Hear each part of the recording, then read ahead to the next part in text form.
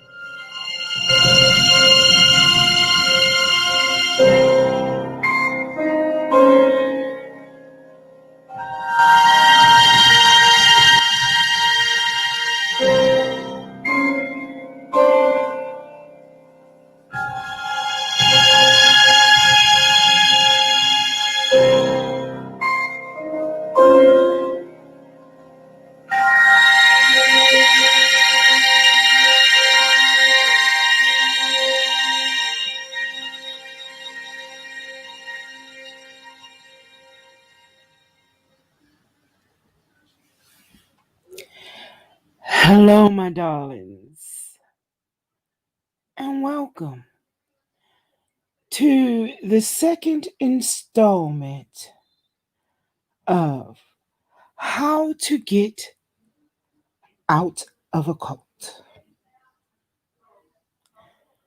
The truth must be told by Sybil, aka Immortal Earth, aka Mama Earth. They've had so many titles. I don't want to butcher her last name, so out of respect, I will just call her Sybil. No disrespect. As I said before, first let me say I appreciate each and every one of you who really like supported me in this. Eh, I appreciate it. Thank you so much. And thank you for showing up today and enjoying me try to read through this poorly written in every way possible book. But that has nothing to do with the information inside. Today, I will try to get through chapters 1 through 3. Okay? I will attempt. That is my goal, to give you 3 chapters today. My husband's birthday is tomorrow, but I may pop up. And depending on what he wants to do, it's COVID and all. So we've been celebrating indoors and whatever. But I may pop up with a couple more chapters to the book. Okay. Now, like I said, I'm not edit. I started out editing so I could read for you all, but then I realized that I would have to rewrite the whole book, and I'm just not going to do that. And I'm not going to read 52 chapters. Okay. Well, actually, I kind of am, because I did read through. I said I wasn't, but it makes it easier for me to make sense of her written word. Okay. Those of you that have the free, because I don't suggest buying it. Even no, don't buy it. No, you can get it for free on Kindle for 0 pence. Okay, 0 pence. It's free. So go get it if you have Amazon account, and download the Kindle app for free, and you can have the book. Okay, and you can read along with me. Oh, thank you, thank you, thank you, thank you, Patty. Much love, hugs, and kisses, y'all. I'm not gonna read everybody's name, or I'll be here and we won't get any reading done. Okay? So let's get it, my darlings.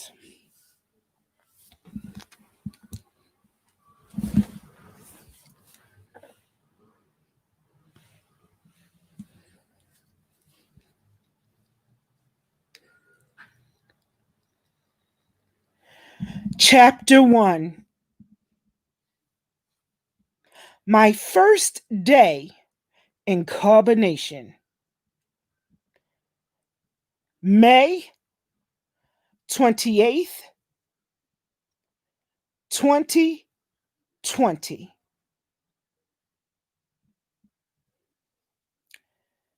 We drove about 30 minutes and he was very hungry, so we stopped at Waffle House. He got an egg sandwich and pecan waffles, and I got the veg sandwich and hash browns.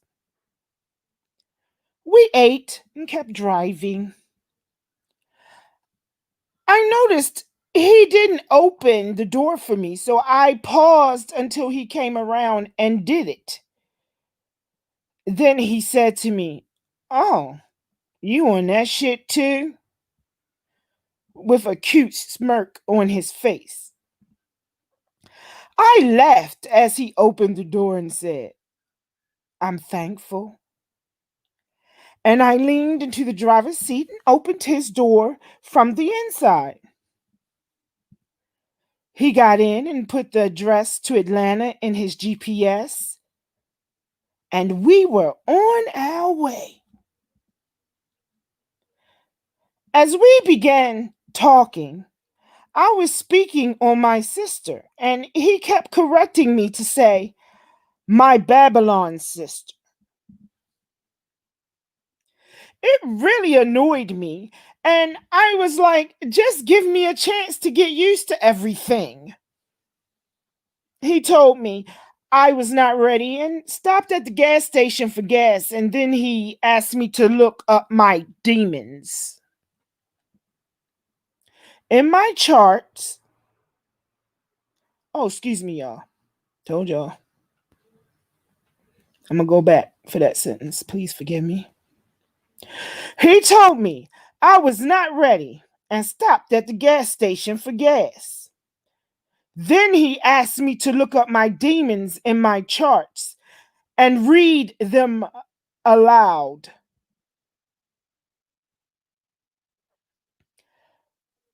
Yeah, I just did that. I corrected it. I began to read them. Most of my debilitations were about me not conforming and being an independent thinker and needing freedom. Also, that I was more focused on my work than on romance. It was kind of bizarre. I have always spoke about my greatest mission being to get free, freedom, following your own heart. And there it was. He started asking me, how many IG accounts do I have? I told him a few. One account was my logo. I pledge allegiance to my heart. He told me that he would have the kids say, I pledge allegiance to the universe. Because if the heart is not pure, you cannot pledge to it. But that he liked the saying. He then started telling me that he has to give me a new name. He took about 20 minutes, silent, as I kept reading my debilitations. He said that he had to really think on it, that it would have to be really good because I was his lucky charm and his demon at the same time. After about 20 minutes, he said, I got it. Earth. I was like, wow. I absolutely love it. Then he said, I chose that because it was heart in it when you spell out the letters. I literally felt like a whole new world had opened up. The Messiah had just given me my new name. Woo! I was on cloud nine, literally. And as he continued driving, he told me that he had to change my passcode because everyone has the same passcode in the family. So the phone is always accessible to everyone at any time. I had no resistance, and he reset the password. He rearranged all of my apps and arranged my phone beautifully so that it was more organized according to purpose. Then I started telling him that I really wanted to be a student first. I didn't want to go in as a wife, and that I wanted to learn. He told me that was the best thing so that the family can get to know me and I can earn being a leader. The family will appoint me themselves.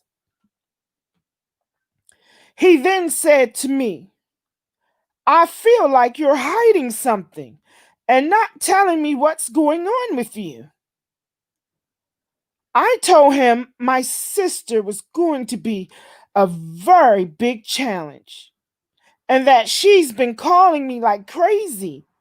The entire family the entire family, because I sent them all a text letting them know that I decided I am going on a spiritual journey and that they can follow me online to see what I'm learning. My voice was shaky, and he could see that I was emotional. And he said to me, "You not ready. I'm dropping you back off. Your cup is too full." I started to cry and asked, "What is he talking about?" He said that I didn't understand what time this is and that I wasn't ready because if I didn't hate my family, I couldn't let them go to follow him as the Messiah. I had to empty my cup. And then he said he keeps getting warning signals to take me back home. So I stayed silent and let him turn back around. A part of me was relieved. I felt like Spirit was giving me a chance to escape. The day before, I asked the universe for a sign if I should go. Two random, huge black dogs came out of nowhere and passed in the far distance of the backyard. It startled me. I looked up for 1 second and looked back down to see the dogs again, but they vanished. I even walked out to where I saw them, but there was nothing in sight. That moment flashed in my head as he drove me back. I knew this was a moment of chance. We pulled up to the driveway and I told him, "If you let me get out of this car, I'm never coming back. And just know this was your decision." He paused and said, "Why did you let me drive all the way back? And now you tell me this?" I told him I was being submissive and letting him lead. He got angry and yelled that I should have stopped him. But then he started the car again and he pulled off and said, "Once we leave, this is it. So make your decision." I doubted my intuition again, which had my hand on the door. But verbally, I said, "I'm not giving up this easy. It's the first day on the job." And I didn't want to quit.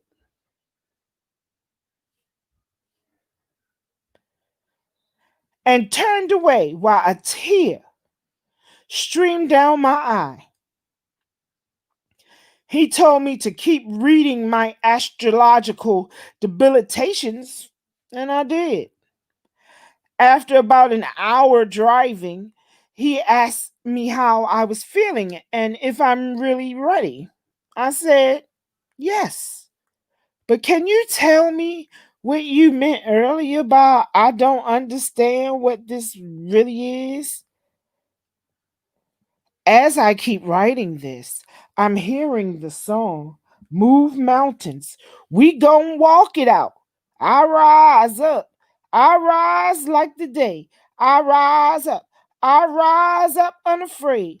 I rise up. And I'll do it 1,000 times again." He responded and said, You belong to me. You were sent to me. I own your soul. You belong to me now. Your womb belongs to me. You will have my baby. I gave him the side eye. And he said, watch, you'll see. I could barely breathe. Then Niza called him crying, saying how she wasn't ready to be picked up because she felt ugly with short hair and overweight. He talked to her for a while, calming her down and to stop having Babylon thinking. He got off the phone with her and started explaining to me that all the girls there were little girls. He was their father and raising them. He said I was like a mixture of Nana and me. And that I was probably his demon because he would feel weak for me and fall for me. I was relieved he finally acknowledged me in that way. He told me I was exactly his type, that he had to really watch me, but that I was also his good luck being brought to him and that he could feel that. Then Joy called saying how no one in the house liked her and she was ready to go because no one in the house liked her. And as she was done, he pleaded with her and said she was taken away from the family and it was not right. She said her father was on his way to get her and that she was done. He asked her, why didn't she call him first before making the decision? She said she just couldn't stay anymore. He told her he was on his way to meet her and that he would see her back at the house.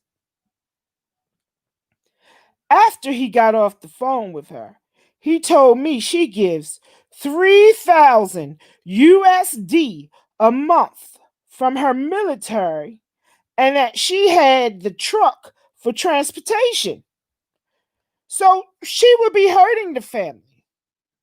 He told me that all of my money now belonged in the pot of carbonation and that everything I have to give credit cards and bank accounts. I said, okay. We listened to music and sang along together.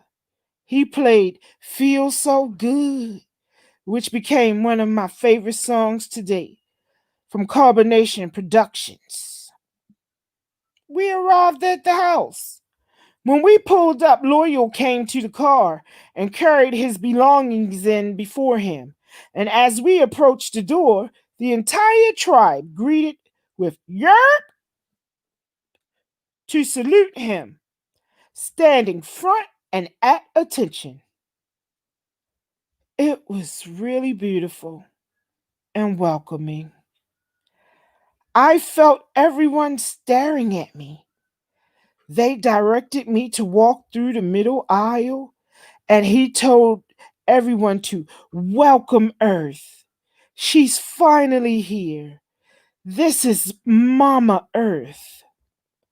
Everyone clapped and cheered me in. Malia was so sweet and warm. She told me that I smelled so good. She was so soft, and I loved her smell too. I remember hugging Neytiri, and calling her Nay.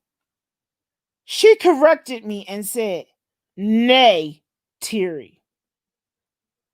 I smiled and said, "Oh, that's that Capricorn sauce right there." And she smiled. We all walked in behind Babaji into the living room.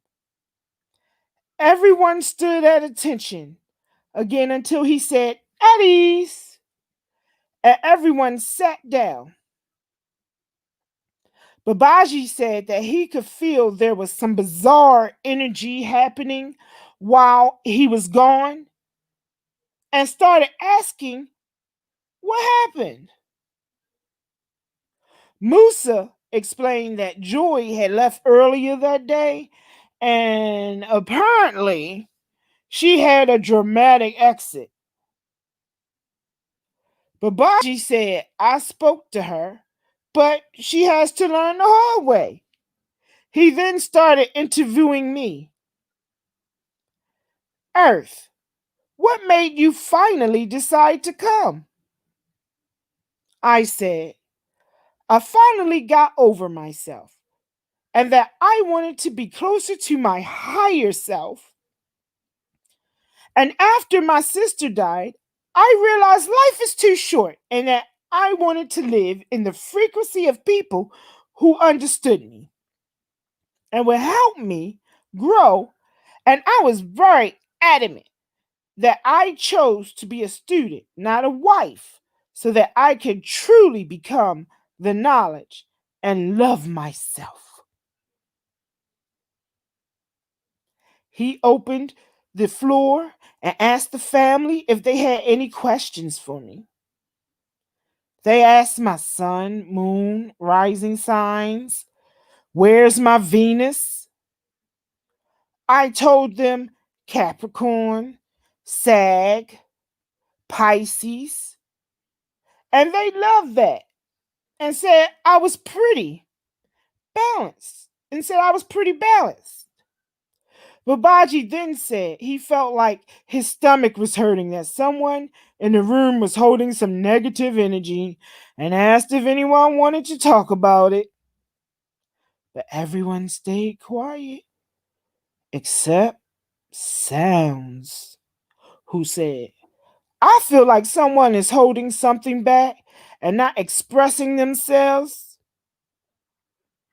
Babaji said, "Man, work on your shit because it's very painful. I'm tired and hungry." And asked for a ginger beer and offered me one as well. He explained since we had a long trip, I should have one, which I thought was weird that he had to explain that. I brushed it away, but later on I understood exactly what it all meant. He asked the family to let him get some rest and that he would see us all later.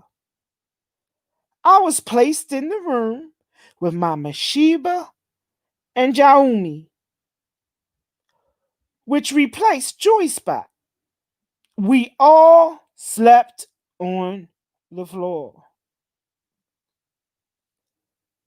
4 of the other women slept in the hallway. Pregnant Zoka, Syrian, Star, and Niza, who just arrived also.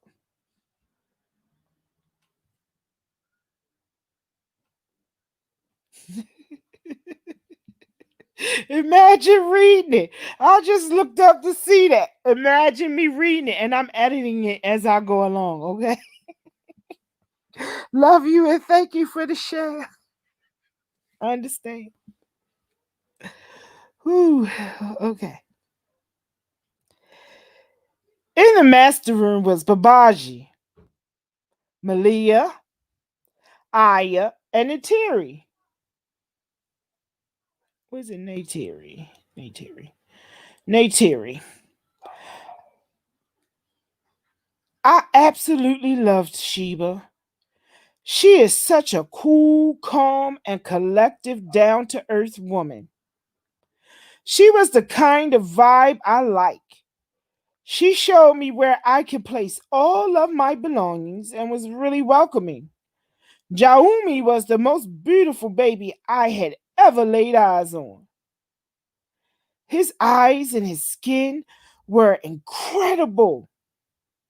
At first, he was distant with me and just stared at me the first couple of days, and then he became my bundle of love and joy with hugs and care. What a gift Jaumi was to me, to be able to experience such pureness of heart. The rest of the time was relaxing. Zoka made me the best quesadilla I ever had in life. And the rest of the day I spent chatting with Asia, Neytiri, Sheba, and Zoka. We had lots of good girl talk, and it really felt like a lot of love. The routine daily was 9:30 a.m. morning meetings with only the women where we would discuss any concerns or questions. We were all delegated chores as well, like cleaning the bathroom, vacuuming the floor, arranging the suitcase of clothes, washing the clothes, and then kitchen duties. Throughout the day, we would have creative activities like making waist beads, songs, dancing, and even tarot readings. Anytime someone had emotions come up, we were able to call a meeting and get a healthier perspective on whatever it is we needed to address. The women are so powerful, and most were truly in tune with the knowledge, especially Ephraim. They all could recite and proclaim Babaji's message in their sleep. It was super inspiring. Sometimes, though, out the day, Babaji would announce, "Pull up," which meant he had some new updates for us or downloads, which was always my favorite. And the not so favorite was when someone needed to be corrected. The men were definitely more organized and disciplined than the women. The women were always emotional and having a feud amongst each other. I will always feel drained by it, but when I began to sit in on meetings and we would talk through the debilitations, it was very healing and many more breakthroughs in others, the more I was able to recognize and heal the traumas in myself. Slowly but surely, my demons began to surface. I would get triggered by Babaji calling me out, constantly saying that I was out of tune, that I was still in Babylon. One day during his pull up, he began to talk about that same feeling he was having of pain in his stomach, that he felt it was coming from me because I hadn't dealt with my issues of disconnecting from my blood family. I was struggling deeply to be initiated in my interest of completely letting go of all of my attachments. It was extremely painful, especially since the only thing I told my family was that I have decided to follow my spiritual journey, that I wouldn't have a lot of access to my phone, but that they could stay updated with me by information I posted online. Every day I got calls from family, especially my sister, who completely felt like I betrayed her by not telling her beforehand that I was making the decision. She was sending me dozens of messages daily. My ex-boyfriend was calling and texting me nonstop as well. It was so overwhelming, and although I was excited to be in carbonation, I was conflicted with why I wasn't allowed. Sorry, y'all. My ex-boyfriend was calling and texting me nonstop as well. It was so overwhelming, and although I was excited to be in carbonation, I was conflicted with why I wasn't allowed to speak with my Babylon family. Natiri and I related very deeply about our sister because she had a twin. She understood my pain as I understood hers. We had several crying sessions about it, but we would always decide that the mission is most important and that through us healing, we will be healing all of our blood family line. Babaji was not having it. He could feel everything. He told me I was still attached to my business I created and that my attachments to my family needed to be broken. If I didn't let go, I was not going to last long. I then began to block some family and friends so that I didn't have to see the missed calls anymore. I delved into my work and focused on the mission. Whenever I was teaching, I wasn't able to go into the past. Babaji was still not happy with me, or even Natiri. He said we were both. Goodbye, Siri. It's that same word. I might have to stop saying that word, y'all. Damn Apple. Okay. Free Fortnite. Oh, here we go. I delved into my work and focused on the mission. Whenever I was teaching, I wasn't able to go in the past. Babaji was still not happy with me, or even Natiri. He said we were both still holding onto attachments. As Capricorns, it was really hard for us. It's a stubborn sign and very much an independent perspective, which pushes you to really be an individual. That night, Babaji called a meeting with me to report with Captain True and Musa. He asked me how much money did I have and told me I had to give it all to the CB pot. Yeah, she said CB, not CN. Okay. So that's how I read it. Y'all know what she mean. That's not a misread on me. Okay. Pot. He asked if I had any credit cards. I told him I had about 1,200 USD in my checking account left. And he said, I thought you had at least 3,000 USD. I told him, no, I don't. I was very tempted to give him my business account info. But after I saw what happened with Niza, my intuition kept telling me to say nothing. I had over 4K USD in my business account, but didn't have a card for it. So I figured that also was a sign. He had me open my Chase app account and look at the balance for the 1,200 USD. And he gave my debit card to Captain True.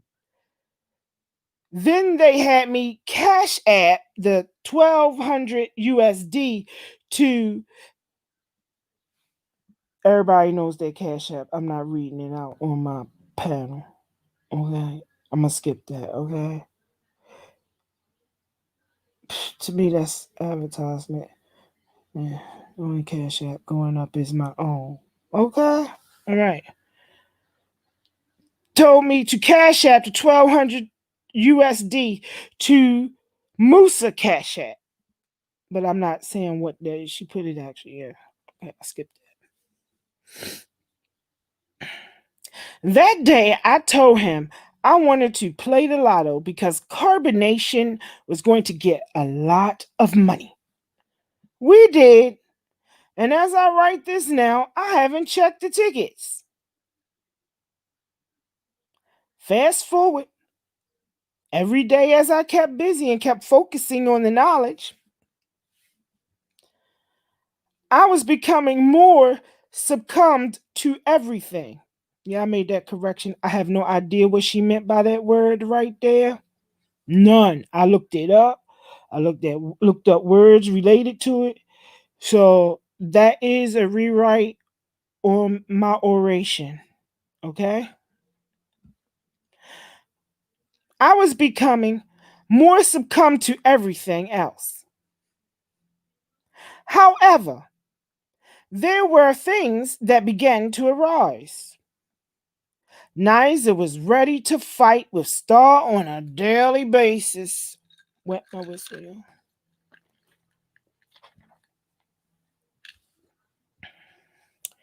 There was always arguing and yelling between them because Niza felt Star tries to overpower her.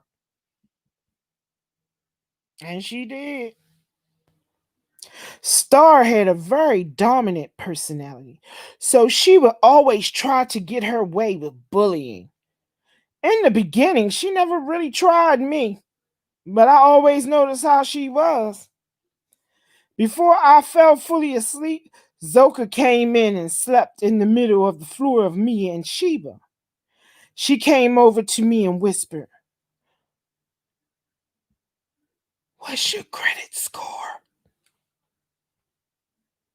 I told her I didn't know because my student loans were pretty horrendous.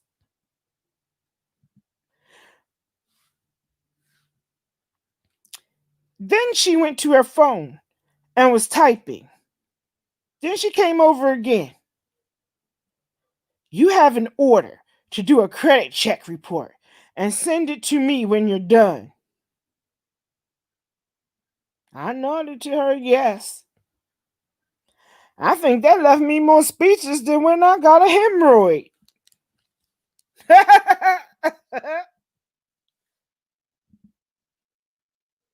Yeah, she put the laugh in, but I wanted to laugh too, so that was a good laugh. I just, I just couldn't imagine the.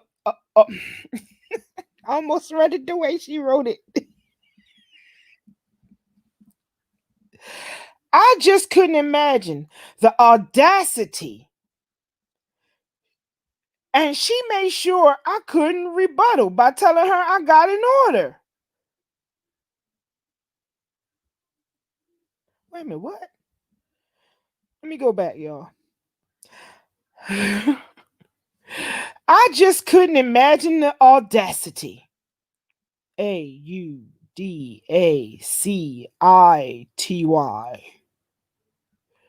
Not the way she spelled it, okay?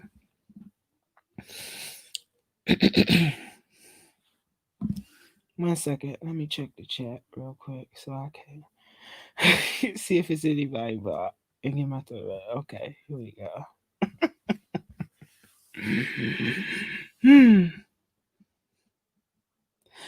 I just couldn't imagine the audacity. And she made sure I couldn't rebuttal by telling I got an order, which means it comes from Babaji. This really left a bad taste in my mouth. I specifically remember Babaji always saying that anyone teaching conscious knowledge should never charge money for it, and that it should be free the way nature is free. Because waterfalls don't charge money. The flowers don't charge for fragrance. And the oxygen from the trees is free. However, Slowly but surely, I began to learn this had a much greater price than I bargained for. I used the credit check app she sent me, then airdropped her the score. I slept with the blank face on the entire night. Like, what the hell did I just sign up for? The next morning, we all acted like nothing ever happened until I saw Malia standing in the corner and Neytiri also in another room in the corner. I was super confused, even though I saw it, that they would get punishments in the corner online.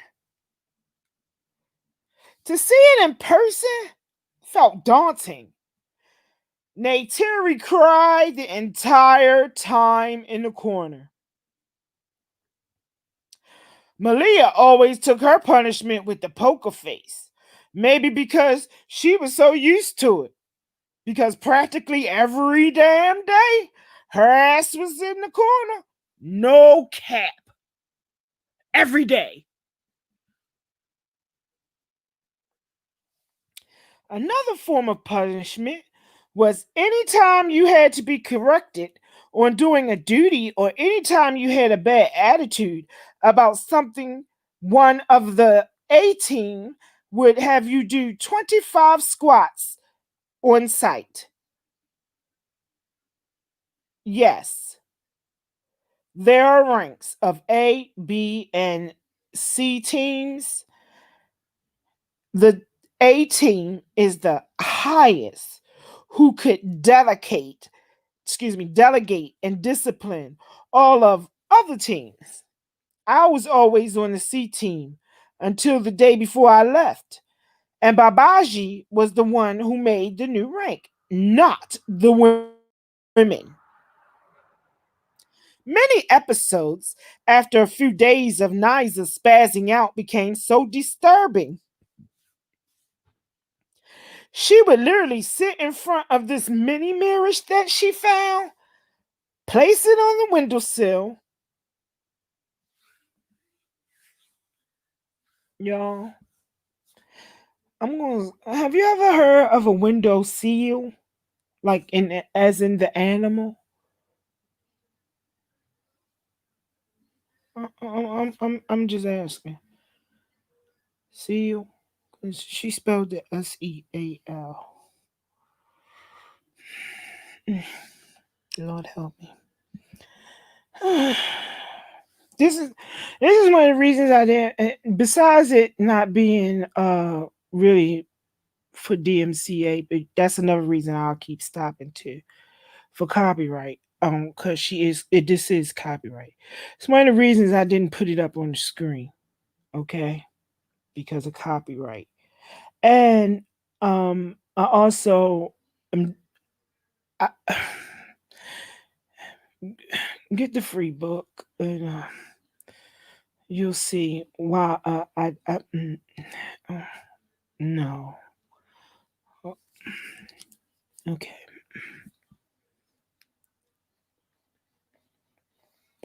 Y'all, I got time tonight. And I got my iced tea. Or really my half and half because I'm from Baltimore. My husband has gotten very good at making half and half.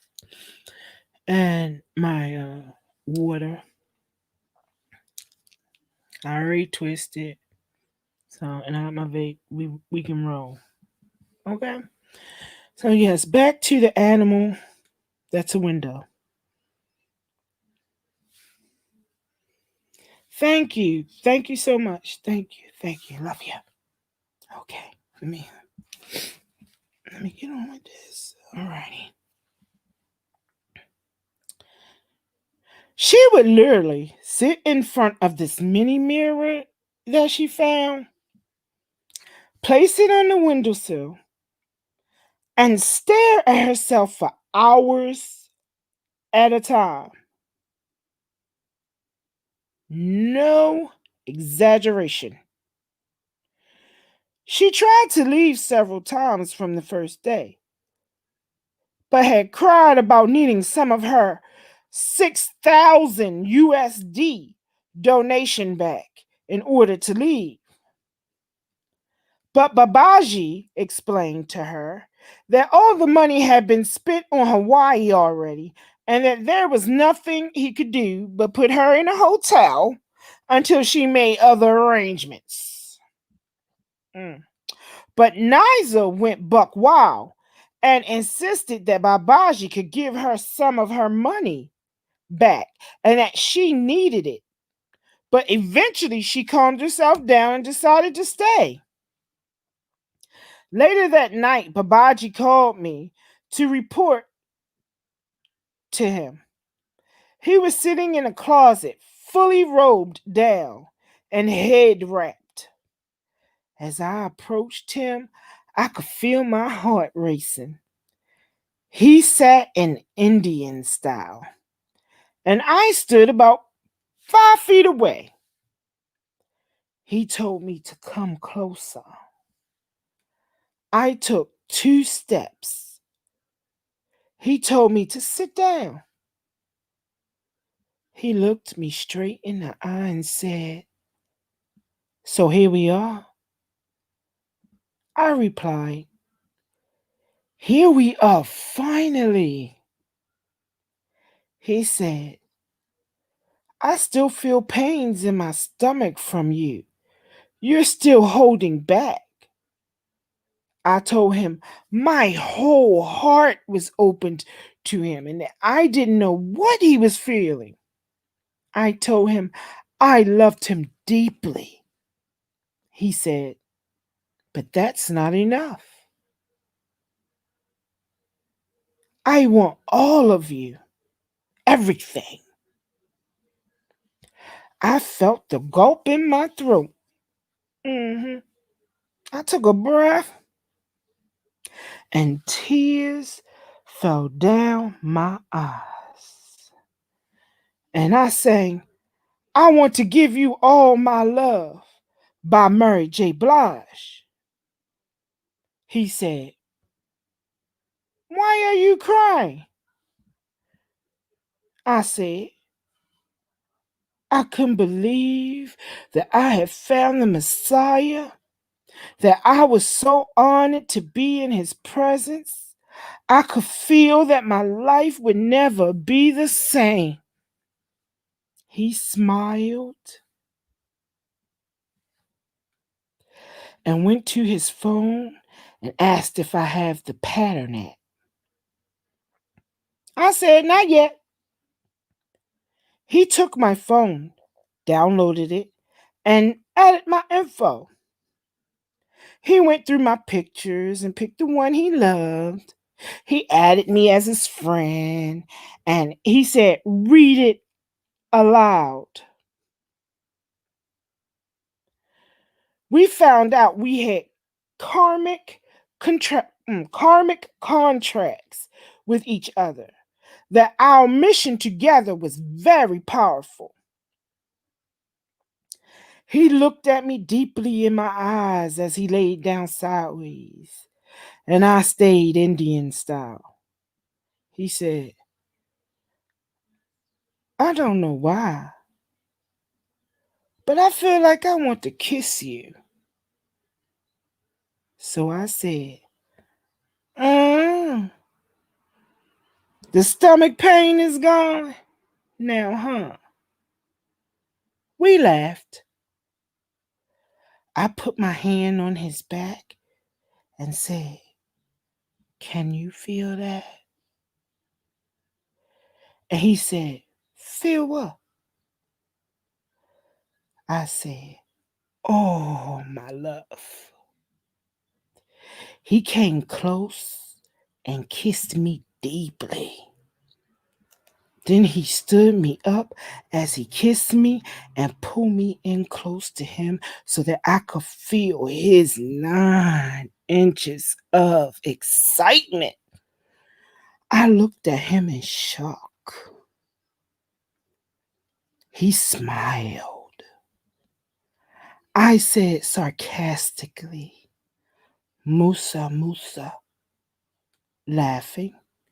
And he laughed and said, come here, and kissed me again. And then I walked away smiling. I was floating on another planet. He had me completely under his spell. He sent Aya to bring me a glass of wine after I got to my room, and I just laid smiling, and all the women were staring at me, wanting for me to say something, but I was speechless. Star came over and said, Mama Earth, you okay? With a smirk. I said, I'm great. And she laughed. They all thought we had sex because we were in his closet.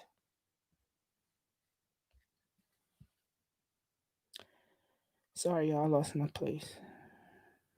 Okay, here we go. They all thought. One second. Y'all know I'm my own moderator. Okay. They all thought we had sex because we were in his closet a while. And Neytiri said, we all know what happens when he pulls you in the closet. But I just laughed. He sent me a WhatsApp soon after and said that was nice.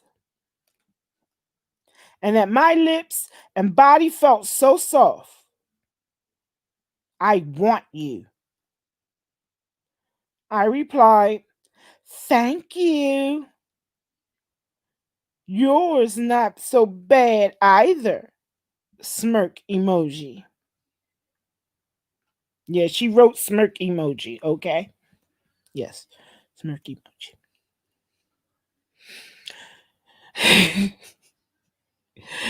You are the most beautiful man I've ever seen. Green heart emoji. Musa, Musa, my higher self.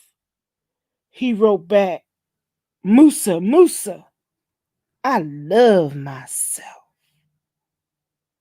Green heart emoji. I replied, I love myself, and slept like a baby. Now, I'm going to put a little commentary in here because this bitch is over 40 like me. And if a kiss made her panties that wet, come on now, for real, a kiss. Okay. I love my husband. I mean, the first time we kissed, it was fantastic and everything. But, I mean, I was 38. And what? No, I was 38 when we got married. That ain't when we first met. But still, not even on my wedding day. I'm just saying, not even on my wedding day did my drawers get wet. I mean, that night, but I'm just saying, for real. I had to worry about holding my gown while I jump in the broom. The fuck? And my feet was already hurting in the damn shoes. Okay. All right. Much love to everyone that has entered the room. I'm so sorry. I'm trying to get through three chapters today, so I won't speak to you individually. Much love, hugs, and kisses, and thank you for choosing me. Okay? Thank you. Much love, hugs, and kisses. Okay, here we go.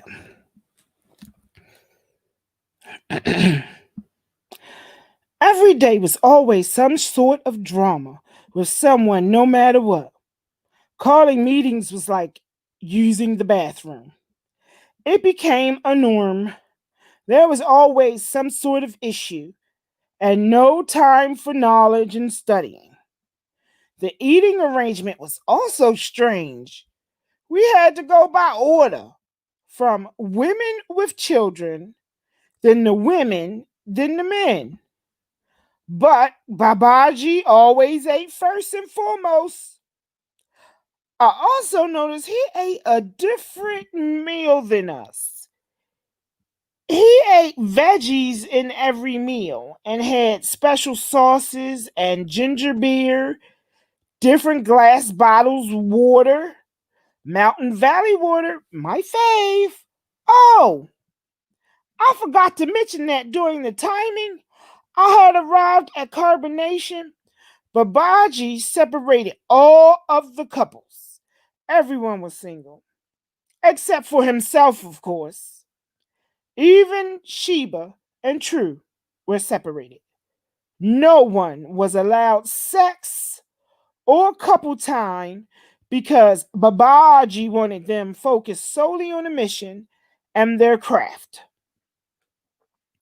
That night, Zoka went missing from the room and no one could find her when Babaji kept calling her to report to him.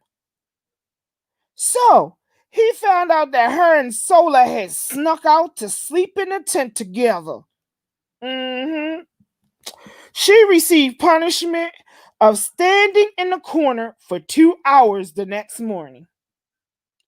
She even told us she no longer felt worthy to be on the A team. So Sheba had everyone vote that we still wanted her as a leader as long as she learned from her mistakes. She took her punishment like a G. That's one thing about Zoe. She was definitely a firecracker. Brilliant, mysterious, sexual, and spicy all at the same time. Mind you, Zoka is young enough to be her child. Just keep that in mind. That, in fact, 1 second, y'all. I need my highlight pen.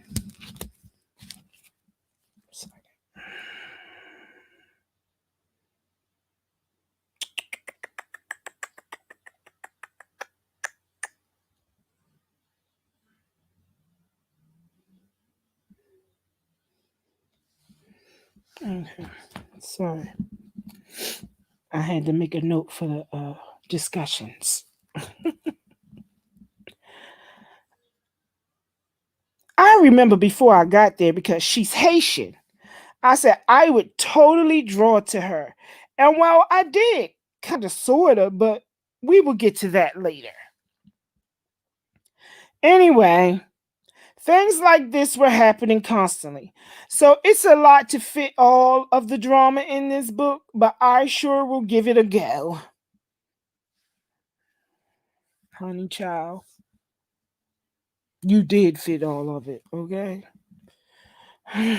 I'm still in chapter 1. All right. One other thing was Asia leaving. She told me that she was not free to be herself and that no one there was behaving as a divine womb man, having sex on live IG, and that the women were very mean to her. She said it's not what it seems here, and that she never sees Babaji and was only with him once, and that was it. The next morning, her and I showered and brushed our teeth together, swapping spots. She kept telling me how beautiful my body was. Niza saw me too and said the same thing. It felt good because I was the eldest of all the women besides Cookie in the house. I truly love my body and take good care of it. But here we go again with Asia. Kept saying she was leaving. Shortly, Babaji had her report to his room, and within 5 minutes, she was packing her stuff and left.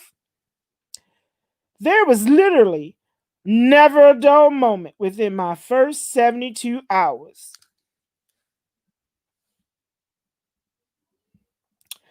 Oh, yeah.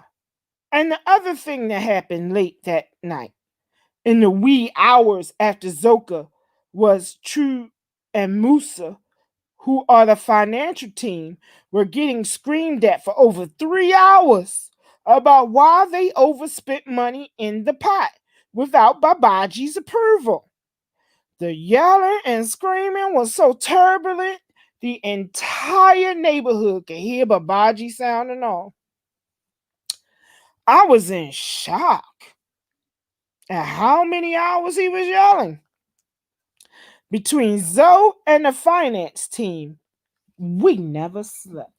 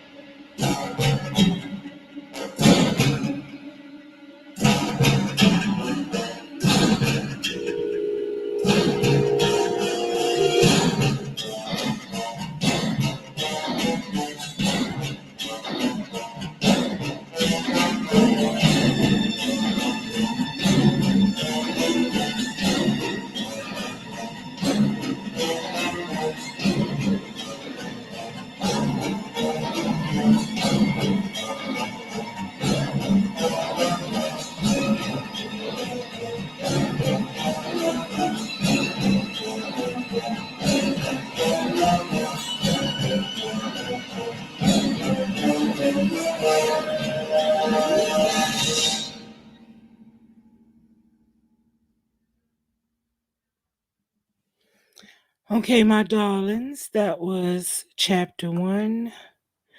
We are now entering chapter 2. I was asked for my Cash App. I'm gonna put it up, right? But to those that have been donating, I appreciate it. If you can use PayPal, but I can't figure out Cash App. Something is going on with it. You can send it, but it might go back because I wrote to them through email. I don't know how to call them. I'm trying to figure that out, but this is not the first time I've been live again. I had 3 sets in 24 hours, and now I'm live with y'all. And I still want to go live on Twitch later tonight. So I'll put it up for now during the break. So if you heard how long chapter 1 was. So if you need to go take a little tankles or something, get yourself something to drink. This is the time. This is the time. If not, if everyone says we ready, we ready. Are we ready?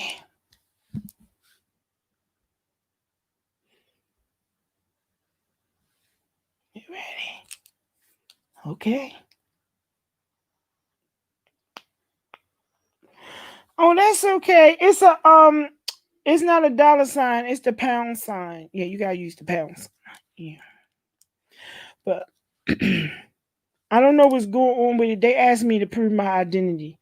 And the information, some of the information they wanted, I don't know, my picture was blurry or what. I don't know. But they asked for my passport. I'm not giving them my passport, but we'll see what happens.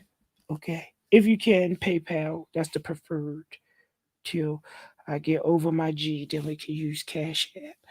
And but I will take, I mean, not Cash App, Super Chat, but Cash App is fine for now.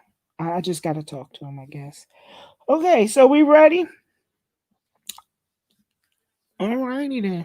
Let's go.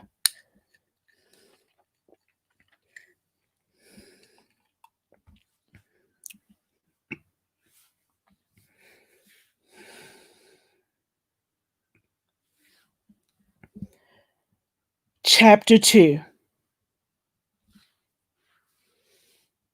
Preparing for Hawaii. Babaji announced, "Pull up!" early in the morning on May 31st to let us know that all tickets were purchased for Hawaii and how the arrangements were made. All of the women, except for me and Niza, were going to fly with him to California. We were all going to drive with the men, 33 hours from Atlanta. What? Okay, I'm going to have to correct this. See, we're not even a complete paragraph in. And what I just read makes no sense because if the women flying with him on the plane, how everybody driving? Okay. I'm going to correct this, okay? Babaji announced, "Pull up!" early in the morning on May 31st to let us know that all tickets were purchased for Hawaii and how the arrangements were made. All of the women, except for me and Niza, were going to fly with him to California. Niza and myself were going to drive with the men 33 hours from Atlanta.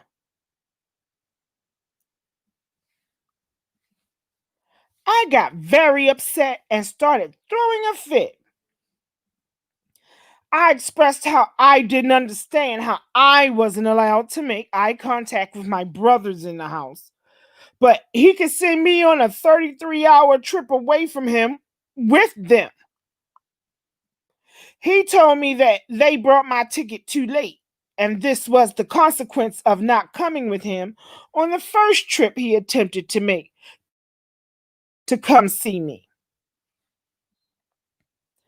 I was also concerned about being with Niza alone as the only other female because she could have a manic episode at any moment. So I was very uncomfortable. He said, "Damn it, thank you. See, Apple, you stopped watching me. God dang it." It popped up and went out before it said anything, before I even said goodbye or anything. That word is a trigger word. Free Fortnite. Every time y'all do that, Apple, I'm going to say it. Okay, here we go.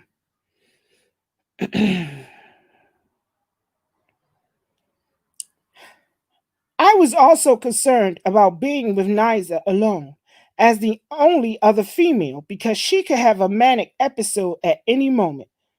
So I was very uncomfortable. He trusted the guys that I would be safe and not to worry. The meeting ended and we all went to pack. He asked everyone to pack lightly.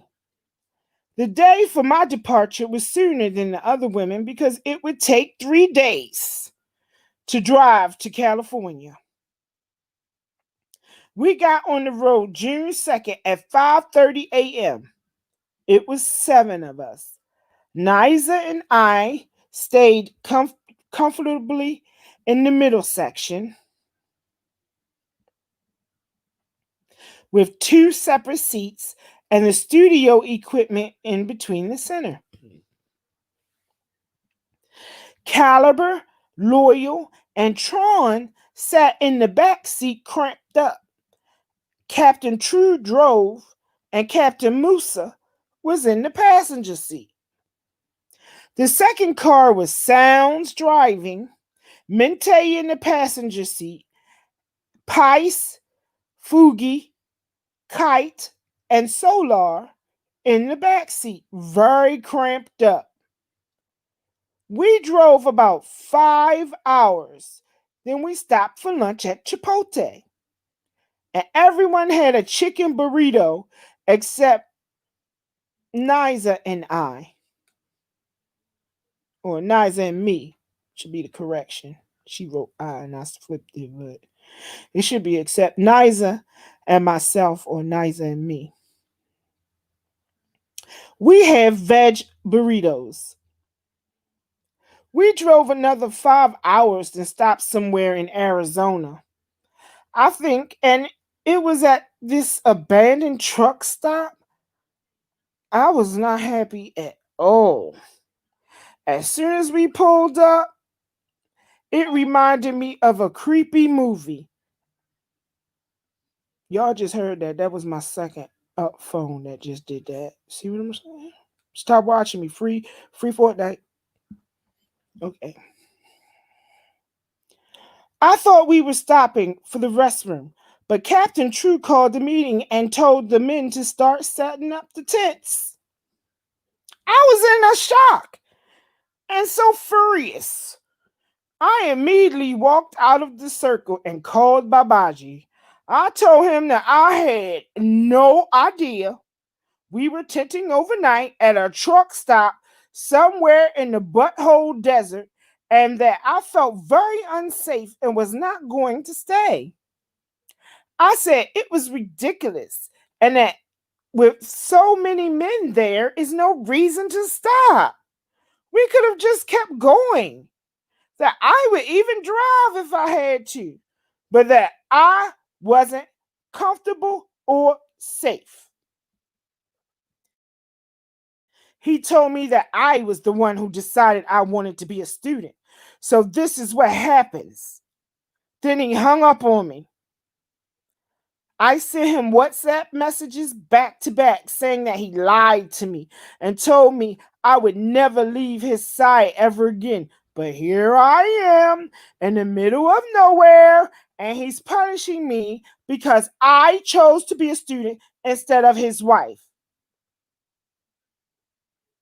In parentheses, attach WhatsApp messages. That must have been an editorial note to herself that she missed. Okay. That's the only way I could come up with that explanation. Okay. And yes, I'm grading it as I go along. Blame my English major mother and the good education she afforded me.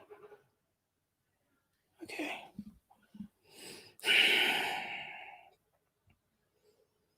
I told him he just said everything he could to get me here. And now he's just throwing me away like trash. He called me back and said that I was being disrespectful. But I told him I was not. I was not safe and that he didn't care. I then asked him, what did he mean by that? Because I chose to be a student. That's why I'm in this predicament. I asked him, is it because I'm not fucking you? That's why I had to ride with the men for 33 hours? He went on to say the same bullshit story. That because I came to CB. Yeah, she typed CB again, not CN. Okay. And much love, hugs, and kisses to all those that have entered the room. It's good to see you. He went on to say the same bullshit story that because I came to Carbonation after they booked tickets for the price. What? He went on to say the same bullshit story that because I came to Carbonation after they booked the tickets. Okay, there we go. All right. He went on to say the same bullshit story that because I came to Carbonation after they booked the tickets, the prices were too high, and that this is the punishment from hesitation. I was yelling so loud, Captain True came over and asked if I was good. I told him no, I'm not good. I didn't know I would be sleeping at a truck stop and that I wasn't going to do it. The guys kept setting up the tents, which were hidden way back in the forest area of the truck stop, which made me even more terrified that no one would be able to see us and that anything could happen, even with animals or something. Babaji kept yelling at me to calm down on the phone, and I couldn't. I was absolutely furious and blood boiling at this point. He had never heard me like this before and said that the universe is teaching me a lesson and that I needed to stop trying to control everything and just the universe's plan. Now, I'm going to fix that because I know that's wrong. I needed to stop trying to control everything and adjust to the universe's plan. Captain True told me that I would be okay and that I needed to relax. Niza told me the tits would be fine and I'm just not used to it. So I felt like everyone was really trying to make me feel like I was crazy, as if we weren't in some abandoned truck stop that looked like a fucking murder scene in a horror movie. I told Babaji I couldn't believe he did this to me and that I was so hurt that he didn't care about me. He told me, I'm not your boyfriend. You decided to be a student. So there's only so much I can do for you until you submit and stop resisting. I told him I hated him and that I can't believe he put me in this position. He told me I was being disrespectful and that he's not going to tolerate it and that I could go home. So I told him, okay, I will. And he hung up on me. I went back to the car and sat in the back seat alone and slammed the door. Tears were falling down my face, and I couldn't believe I had put myself in this position to leave my luxury home and family to deal with this homeless shit of sleeping in a tent in the fucking boondocks. I told him I was not getting out the car. I told them I was not getting out the car and that I would sleep in the back seat. Captain True told me I shouldn't leave Niza in the tent alone and promised me that I was safe, that everything would be okay. Captain True had a very poised spirit. He helped me to calm down, and I was able to take a deep breath and calm down. He told me Pice and Caliber would walk me to the tents and that me and Niza had our own tents. She made it plural, but it should be singular. And they would be right next to us, and we would have walkie-talkies to communicate.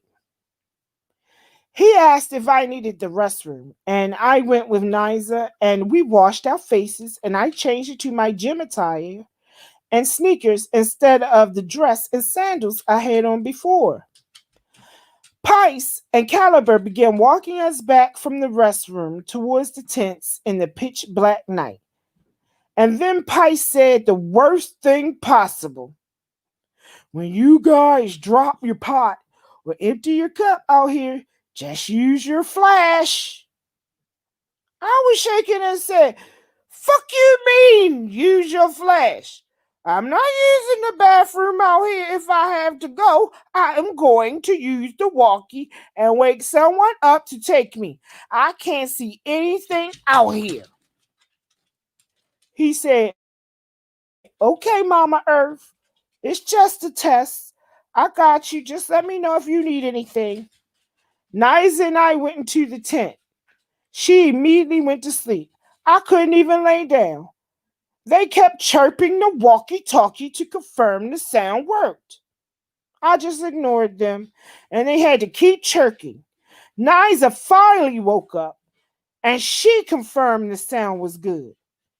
I sat up, looked at the moon and stars, which were, excuse me, I sat up, looked at the moon and stars, which was a clear, starry night, and just cried.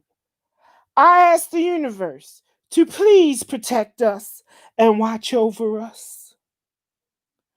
After about 2 hours, I attempted to lay down, but it was freezing. The temperature truly dropped drastically, and I got up and chirped the walkie and told them I wanted to get out. No one answered quick enough. So I tried to wake up Niza, but she wouldn't budge. I got out of the tent and walked to the car. Pice and Caliber were on guard, and I told them I want to sleep in the car. So I got in the back seat. I fell asleep for an hour, and then Captain True and Niza showed up. He apologized about not letting us bring out comforters and realizing how cold it was, and promised me that he would buy us some new ones in the morning. I told him it was okay, and I understood. They turned the heat on in the car, and we all slept for hours. When we woke up, we went straight to Walmart. They purchased the covers and bought some apples and snack bars for the next 5 hours. We stopped at Waffle House for Solar Noon, and everyone had the chicken sandwich and hash browns. We ate outside in the parking lot, and Niza and I sat in the shade, grounding while we ate. Everything went smooth for a while until my period came down and leaked through my dress onto the seat of the car. Sola rushed me to Walmart and we got feminine products for me. We ended up at a park by nightfall and got to Texas. I asked for some tea, and the men told me Babaji said I should go to sleep, that I didn't need any tea. I sent him a message on WhatsApp asking why I couldn't have tea, and he never responded. Then Captain True called me into a meeting with Musa and Solar, saying to me that I wouldn't be staying with Babaji anymore in Cali, which is what he told me earlier that day. FaceTime. Of course,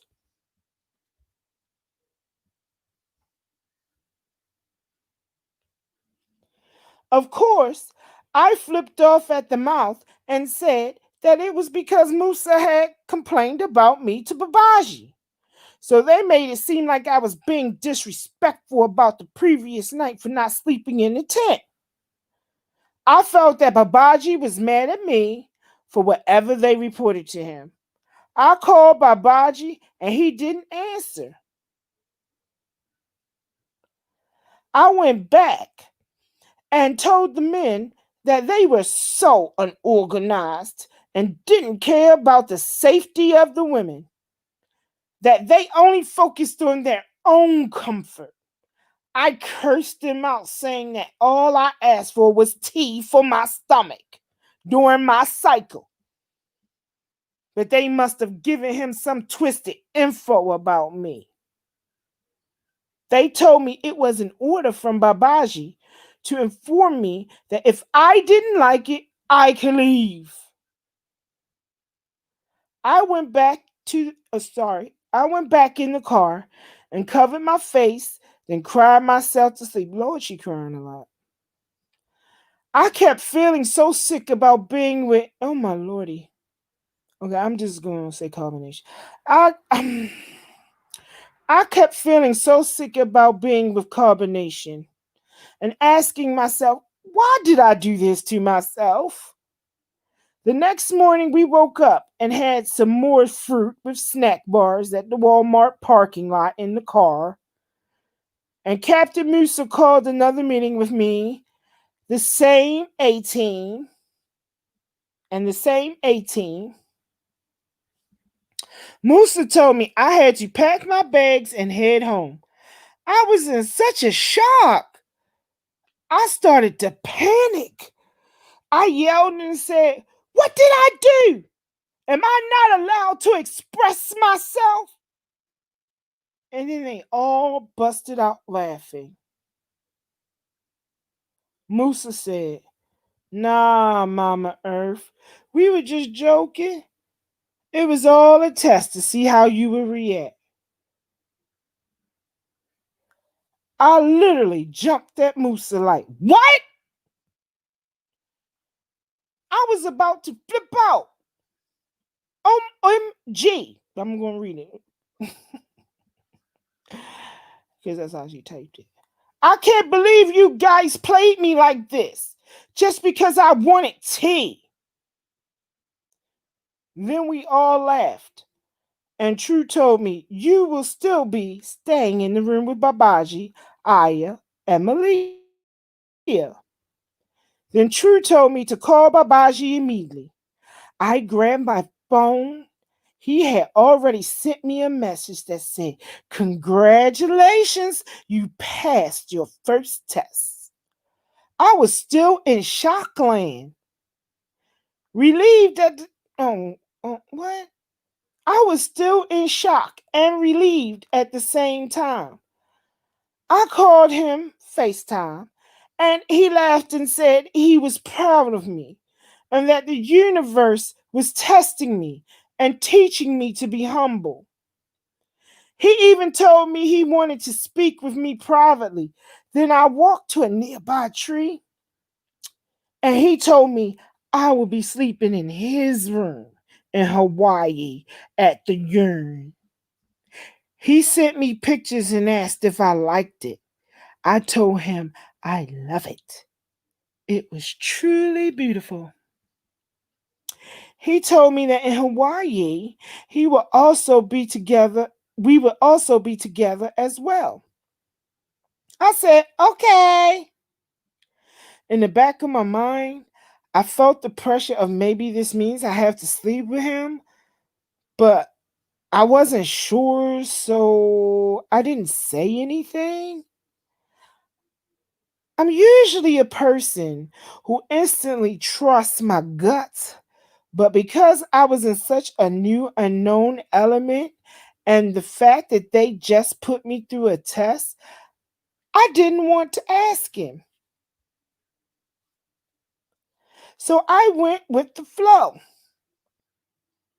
We kept driving on, and at solar noon, we had tuna sandwiches from Subway in the car parking lot. Shortly after, we reached the Airbnb in California before Babaji and the rest of the family. We all showered, myself first because there was only one bathroom, and we all got ourselves cleaned up. Babaji arrived a few hours later. We all greeted him we all greeted him at the door. He hugged everyone and was talking to everyone in the house. He was in a great mood. He called me outside to talk and told me he was shocked that I made it to Cali because he thought I was going to fail the test and quit. He said he got the report that I spazzed out more than Niza, free Fortnite, but that I was very respectful. No body language of no body language of sexual energy like Niza, who told him get what? No body language of sexual energy like Niza, who they told him gave a lot of sexual body language. I told him she was very quiet the whole trip, and how she cried a lot about cutting her hair and missing her kids. She was checking Solar a lot.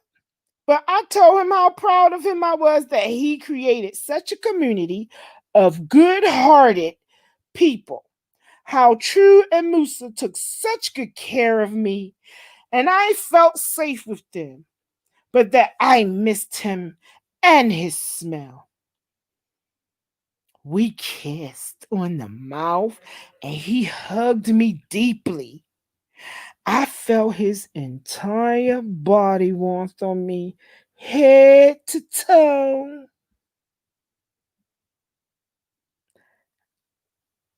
I'm gonna pause because I was tempted to sing the rest of that song, but I'm not.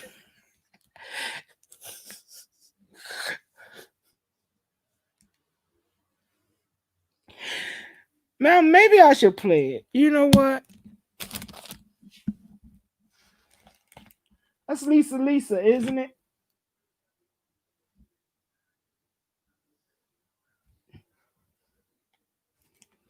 No, I'm not gonna play it.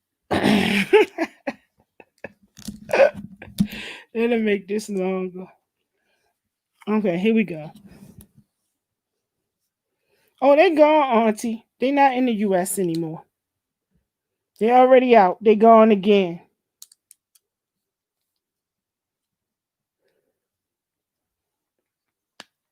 You don't need passports for Puerto Rico if that's where they are. I heard Mexico. All right, let me get back to the book, y'all. If y'all want me to do chapter 3. So here we go. It was head to toe, right? Lisa Lisa. If I head to toe, I know.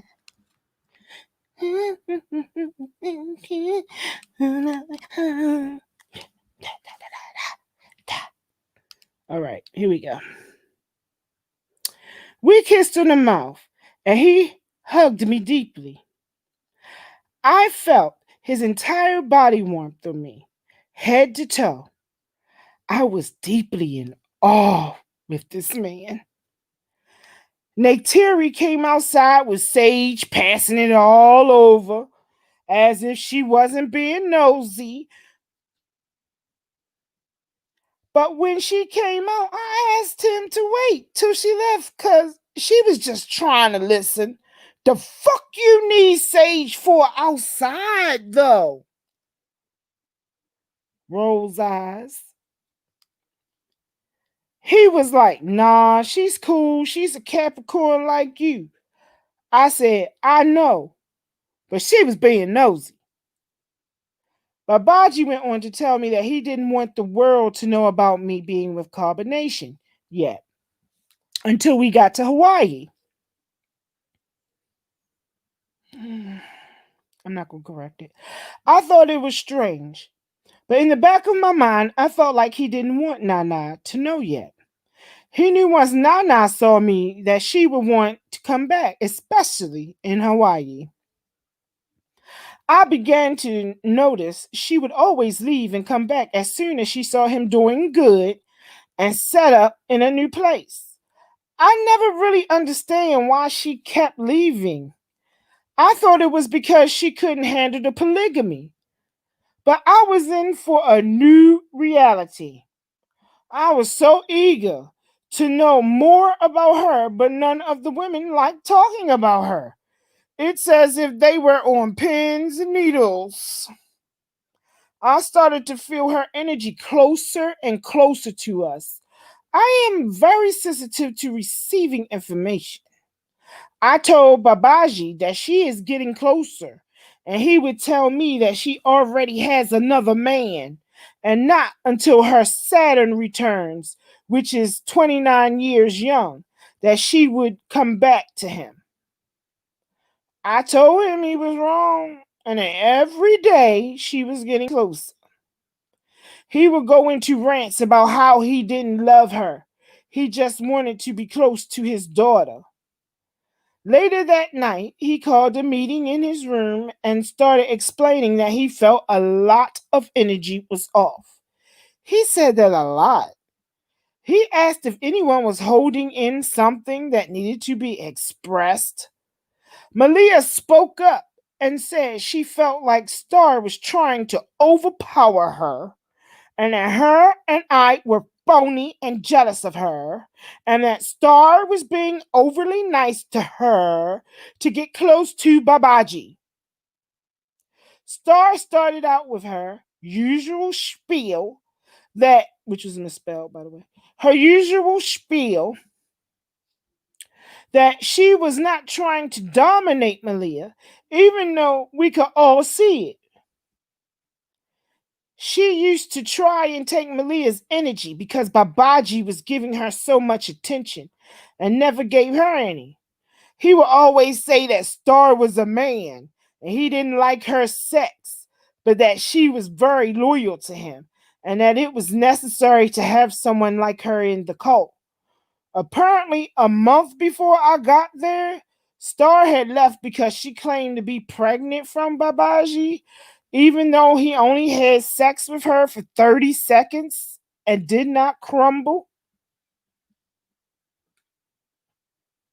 That time it was spelled correctly, but I've decided to change it to that word for this reading. But later on, it will be misspelled again. Okay. 1 second.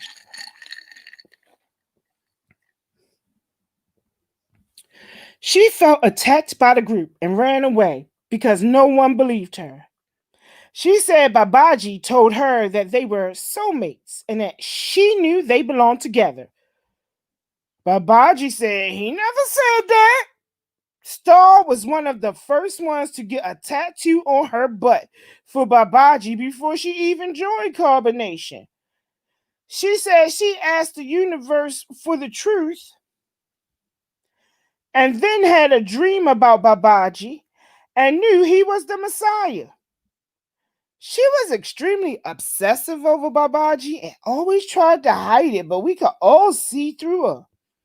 Babaji told her in the meeting that he didn't like her energy and that she was being fake. I then addressed Malia and told her that she was projecting her feelings onto me because she's threatened at how close Babaji and I are. But I told her that Babaji and I have a very deep spiritual connection.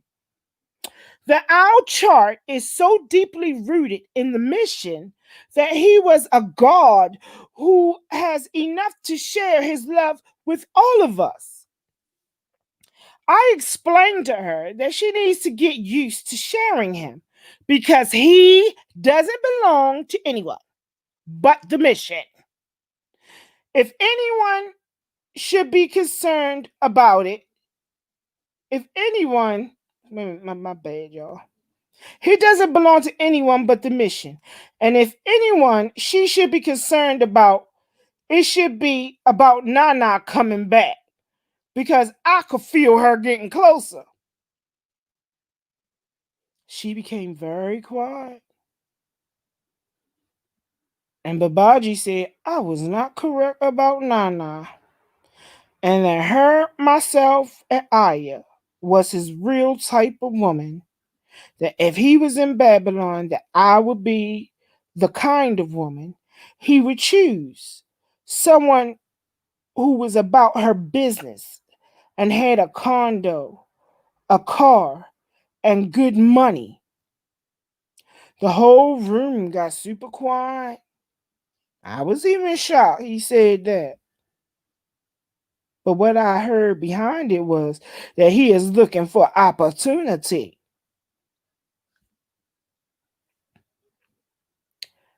That raised a big red flag for me. Then Neytiri whispered to me, I guess he has a new favorite now. And I blushed. But I knew it wasn't true. I always felt Babaji was into me. He showed me every second he got and always told me how he felt. He then addressed Zoka and said that her skin looked so horrible that he couldn't believe that she was allowing Solar to ruin her like this, sucking up all her energy. He told her she should not have the baby because it is a demon child she's having. That she was holding on to it because she should have miscarried by now. Zoka cried and said that she is testing herself to see what will happen. He told her, "You will have a miscarriage. That's what will happen." Zoka just kept crying, but I felt really upset about him telling her that. He went on to say, "You know Solar is not good for you, and you don't belong with him. You are literally deteriorating." After watching her cry, I shed a tear because I always thought Zoka and Solar were twin flames, that they were perfect together. I tried to read the energy of Babaji, and it seemed like he was dominating her to submit to what he wanted, which was to focus on the mission. He knows the baby will be a distraction, so it felt very ingenuine. I was so hurt, but he ended the meeting abruptly and everyone left. Later, he called me to the room, offered me a glass of wine, and told me I would sleep in the bed with Neytiri, which made me uncomfortable because I was still getting used to her. But I didn't resist. She had such a softness to her. He slept in the other bed with Malia and Aya. Then, as we all sat in the room preparing the beds, Neytiri changing clothes. Oh, sorry. And Neytiri changing clothes, where she has such a beautiful body. This woman, you know what? She. Okay. Well, I guess you gotta be to go there. They all like group love. Okay. Whew. Jesus, have mercy, Lord. All right. Then, as we sat in the room preparing the beds, and Neytiri changing clothes, which she had a beautiful body, petite, her nipple rings were everything. Aya and Malia were already changed for Musa Musa, which is bedtime.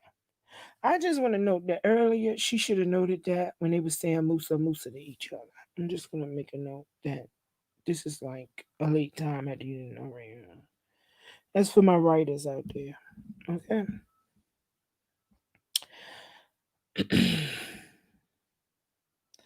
Babaji walked back into the room and asked Neytiri if it was true what Zoka had told him. And then Zoka walked into the room. Neytiri stood up, shaking, and said, "Babaji, I was going to speak to you about this, but since you are asking me, I will be honest, admit that I still do have very deep feelings for Solar. I keep dreaming about him and I can't help how I feel." Babaji asked her, "Then why are you here in my room? Get the fuck out." She pleaded that she can't help her feelings. And Babaji told her, "Well, take you and your feelings the fuck out of my face." And she said, "Babaji, I want to apologize that I didn't speak up earlier, but I was going to tell you how I felt." And then she got her stuff and walked out. Babaji told Aya to come sleep with me in the other bed. Then we just listened to Babaji's music, which was always on point, and vibed to sleep. He was kissing Malia and they cuddled, and I were looking at our compatibility charts on the pattern app, which was so fascinating and so on point. We started developing a lovely bond. She's very unassuming and a minute. Excuse me, y'all, drama. We started developing a lovely bond. She's very very unassuming and amenable. So I felt like I could open up to her. She recorded convos and always pretended to be sleeping, but was a spy for Babaji. We fell asleep next to her. We? Who is the we? But that's what she wrote. We fell asleep next to her and felt very light. Usually I can feel people's energy, and with her it was neutral. When I awoke, I felt relaxed. Later that day, I saw something very strange. Zoka was spending a lot of time with Babaji in his bed. Myself, Malia, and Aya sat across in the other bed and ate chipotle for solar noon while him and Zoka laid together eating. I could feel Malia's annoyance, and she kept staring at them. I said to Malia, she has to get used to sharing him, that he was here for all of us to reproduce him.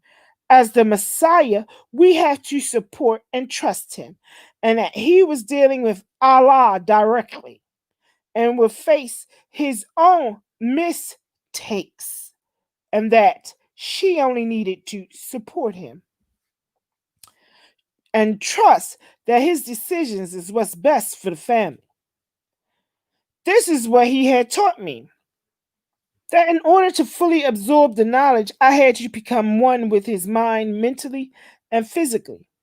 He told me there would come a point in time when I would actually worship him and bow to him once I realized who he truly is. She said it was very hard to deal with sharing him, and that she wanted to apologize to me for saying that I was phony and jealous of her. That she really enjoyed talking to me and believed that I could help her a lot.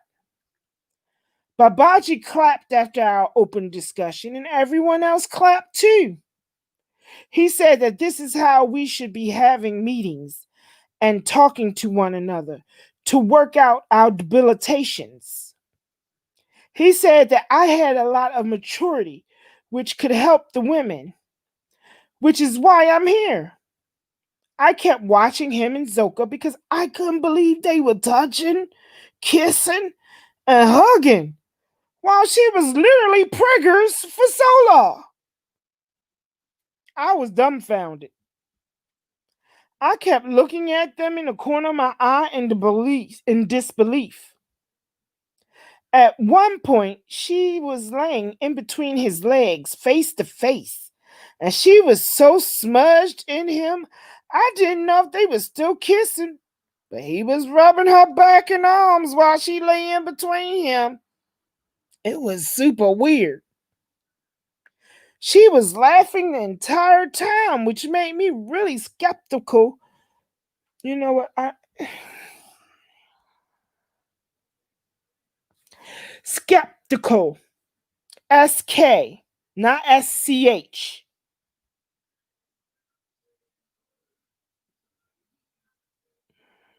Jesus have mercy, God.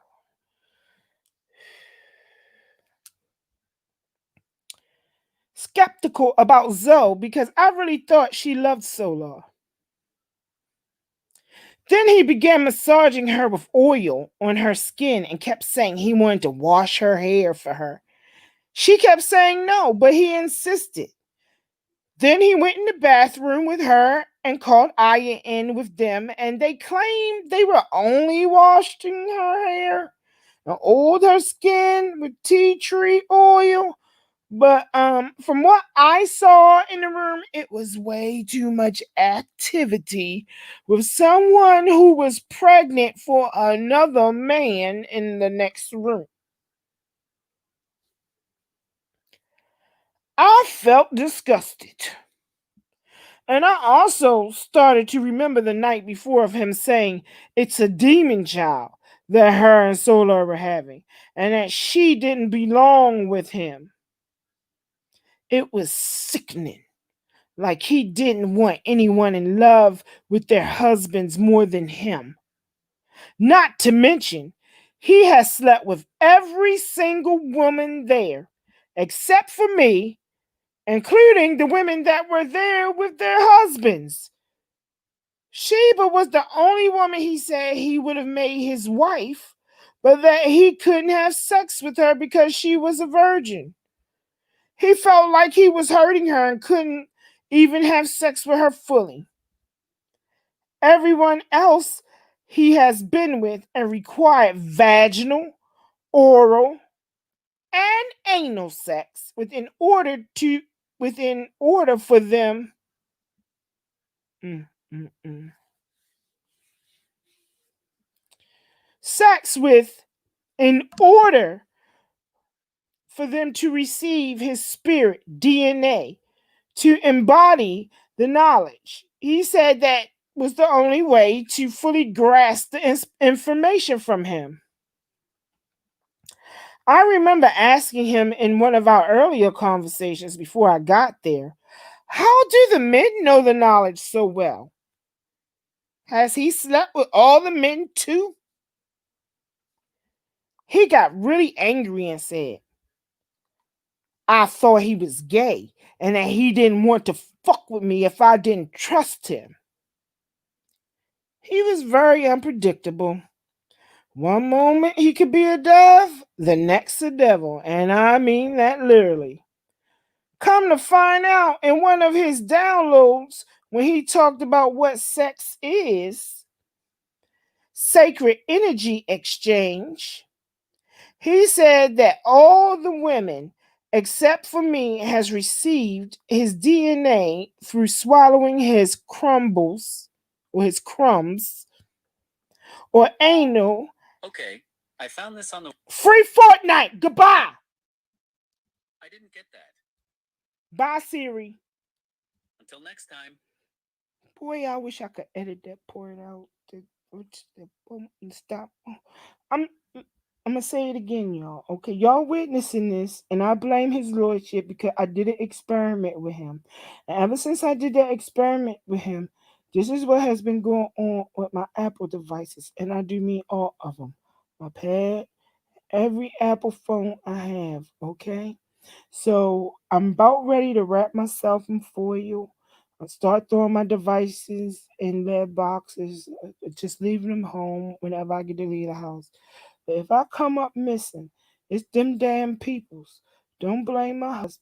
He been a good man. Okay? Y'all not gonna find me. Just let the man have everything. Okay? And let him grieve in peace. Okay? I'm just gonna say that now. Okay? Alrighty. Yes. Okay. Alright, here we go. I gotta get myself back together, y'all. I hate taking a sip because y'all know I had the surgery and gives me it makes me belch because I'm not supposed to drink from a straw, but I'm a hypochondriac and I have to drink from a straw. Everything except for coffee and tea, hot tea. Okay, here we go.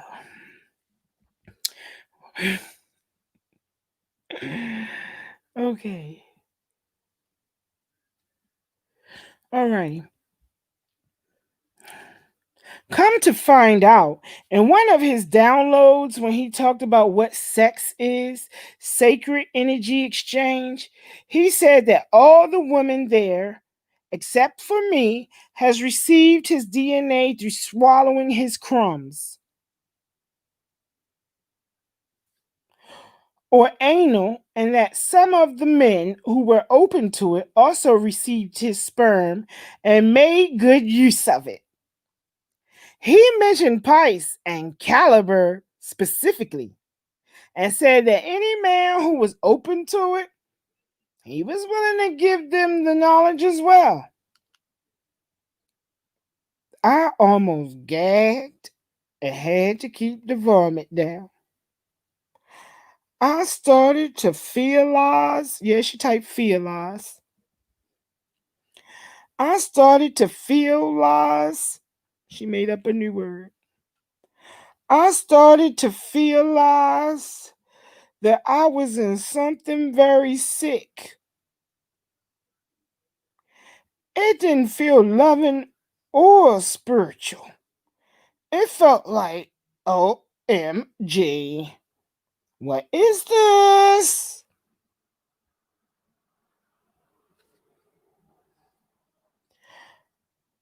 I remember Naytiri said to me, Yo, Karma is a bitch.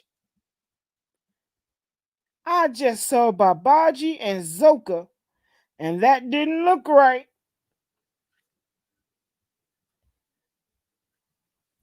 I told her he was washing her hair and healing her skin, massaging her with tea tree oil, knowing damn well my stomach was knotted up. She said, Nah, whatever is going on is shady. And watch, everyone is going to get the truth. Watch and see what happens. I left it at that, knowing that Neytiri was probably salty, wanting to tell Solar what she saw, but I also felt her sincerity on that, but I kept quiet. I didn't realize it could get worse than Babaji pinning me up on the wall, grabbing me by the neck. I would make squealing sounds. He would say, eh, you love to talk shit, but listen to you, telling me to stop resisting him. He tried to grab me in the bathroom right after Zoka, and a lot after that, too. He would kiss me, then say, You ready to submit? Smiling. And I would always say, No. And then he would flip out, grab my neck again, and pull me down and say, You gonna learn to stop resisting me. I'm gonna fuck the shit out of you. You need to get fucked real good. I'm gonna fill you up. I would kind of stay stuck in the bending position, not sure what to do, until he walked off and heard someone coming. Even though he was not monogamous with Malia, at the time he still didn't want her or anyone to hear him fooling around with me until we got to Hawaii, I guess. Even that night at Cookies, when Babaji called me in the closet, Malia was in the bed with Aya. They could probably hear everything, especially Aya. She's literally the spy to watch all the women and report every detail to Babaji. I later found out she always did an excellent job, except for when it was about herself. We only spent 2 days in California before leaving for Hawaii. But those 2 days were so turbulent, like the incident that happened with Babaji in the bathroom, really shook me up. I couldn't figure out if I was being manhandled or if this was his way of joking, but my neck felt like it had a crook in it for weeks. It didn't help that he did the same exact thing several more times for the time I was there. It was such a huge red flag that I knew I couldn't just ignore it like the rest of the things. But I was too scared to say anything. The women started having an attitude with me because he was giving me so much attention, especially Niza and Star. Niza would give me deep, dirty stares, and I just ignored her completely. Star would straight up ask me so nosy, How was the night with Babaji? I answered her very blandly and said it was nice and just quickly. Wait a minute, sorry. I would. Star would straight up ask me, so nosy, How was the night with Babaji? I answered her very blandly and said it was nice and just quickly walked away. because she would try to glare into me to give her more information. That same day of Zoka getting the alleged massage from Babaji, she stayed that night in his room and I slept with the women in the other room.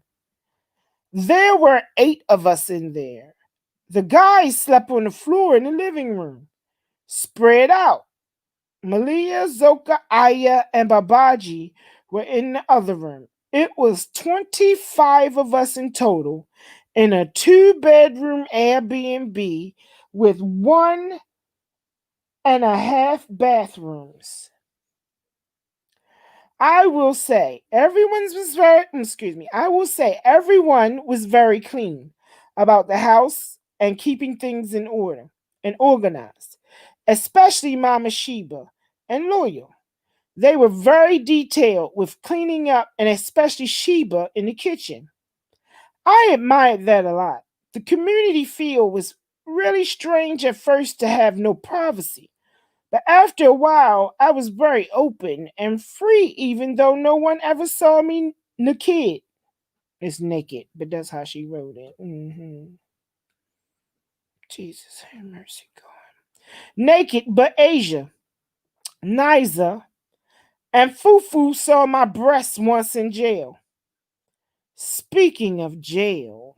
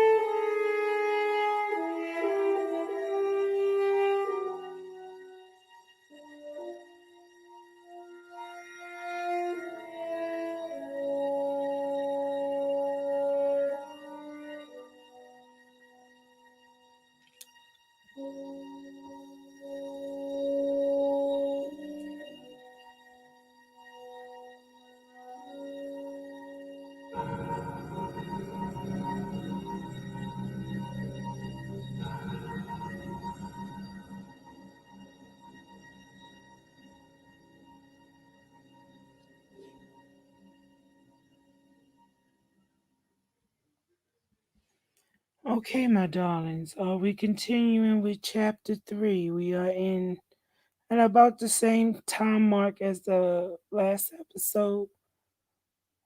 I would like to keep them about the same. It's up to y'all. It's 40 of y'all in here. Speak to me. I'll do the third chapter if you would like. Or do we take a break and come back?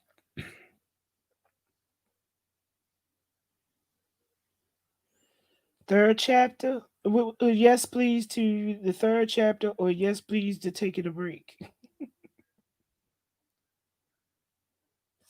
Third chapter.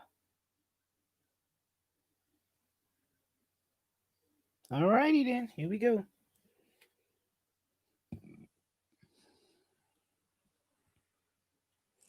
Here we go, y'all. Wait a minute.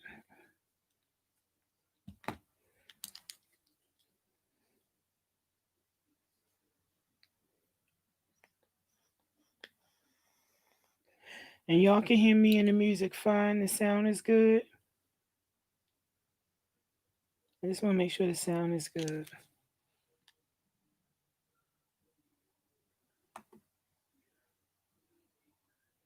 Alrighty. Let's go, darlings. Alrighty. Okay. Chapter 3. The Morning of Hawaii.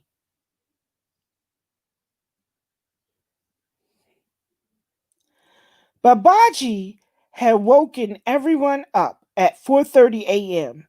He came around the entire house saying, "Let's go, let's move. Everybody be ready in 30 minutes."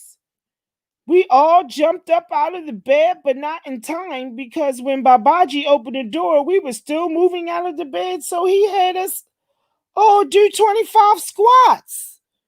That was my first time doing squats. And I was really upset because I wasn't even flying out in the morning with the first group. I was flying out the following day with the same team as the car trip. 10 minutes later, he came in the room and said, "My bad. We not leaving until 7 a.m. I thought the flight was earlier." I rolled my eyes and he called me out and said, "My bad, Earth. You're not even going with us." So I just gave the head nod like it's okay. I started helping the women get all their clothes in order and luggage out. Everyone was getting dressed beautifully and was so colorful. It was such a sight to see gorgeous black women naked and free and comfortable in their natural skin. I'm gonna start marking every time in this book that she say how much she liked that.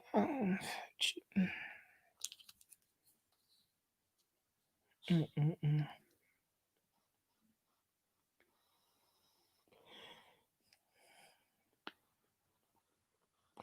I've told women they're pretty, but I've never gone up to a woman and said, I'm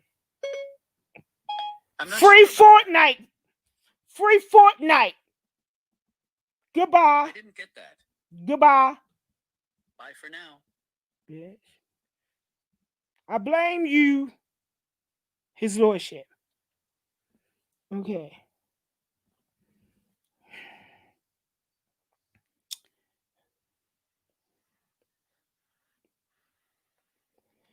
So here we go, y'all.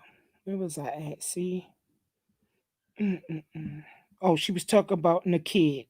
How she likes seeing the women naked, not naked.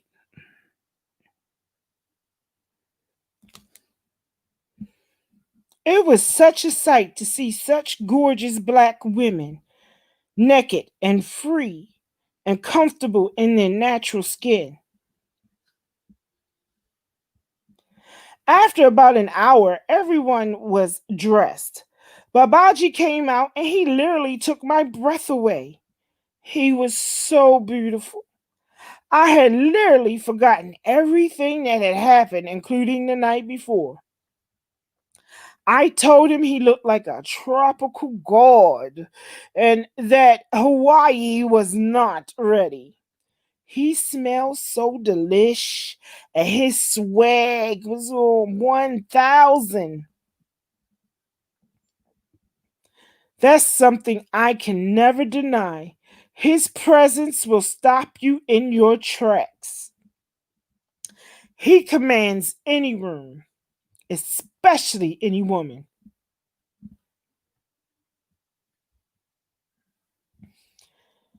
The whole group got in the car. We all gave hugs and kisses, and I loved myself to everyone. And by then, Babaji was already outside, but I was getting so sad he was leaving, so I went outside to say bye. He had just finished saying bye to Caliber with a big hug on the grass. As soon as he saw me at the top of the stairs, he walked over to me and picked me up in the air, and I wrapped my legs around him, and we kissed for an entire minute. That seemed like eternity with the entire world watching. I could feel everyone staring. I was literally teared up, but I could still smell him on me even after we finished hugging. Then Niza came in for a hug, and it was a normal hug he gave her. Then Pice got a hug, and I told him I want another one. I want to be the last. He said, "Oh, you want to be the last, huh?" And he grabbed me and hugged me and kissed me again, then walked back to the car. I could have died right then and would have felt it. I was gone, gone. It became an addiction to have him close to me, to smell him, to touch his skin. Niza and I got back to the room and both literally in tears and just went back to sleep without saying a word. We both felt the sadness. Around solar noon, Pice came to the door and offered us fries, and we were very grateful and thanked him. Pice is one of my fave out of the men, truly a genius, an all around genuine person. That's that word. I looked it up. I couldn't. That's that word again. I'm gonna make genuine this time. Okay, an all around genuine person, always positive and healthy perspective. Even though he was young, his mind was advanced. He felt like the baby brother to me, so I always would look out for him with food and snacks. I also wanted him to gain weight because he was so real thin. It was scary. His thighs literally looked like my arms. I hated it. Niza and I ate. Then I made us tea and we sat on the porch and talked. She told me all about her life, how her kids were Hawaiian, and she couldn't believe we were going to Hawaii without them. She told me her ex husband hated her for cutting her hair, how she was really a good mother to her kids and she loved baking, that she was a stay at home mom losing her mind, and that she was really depressed.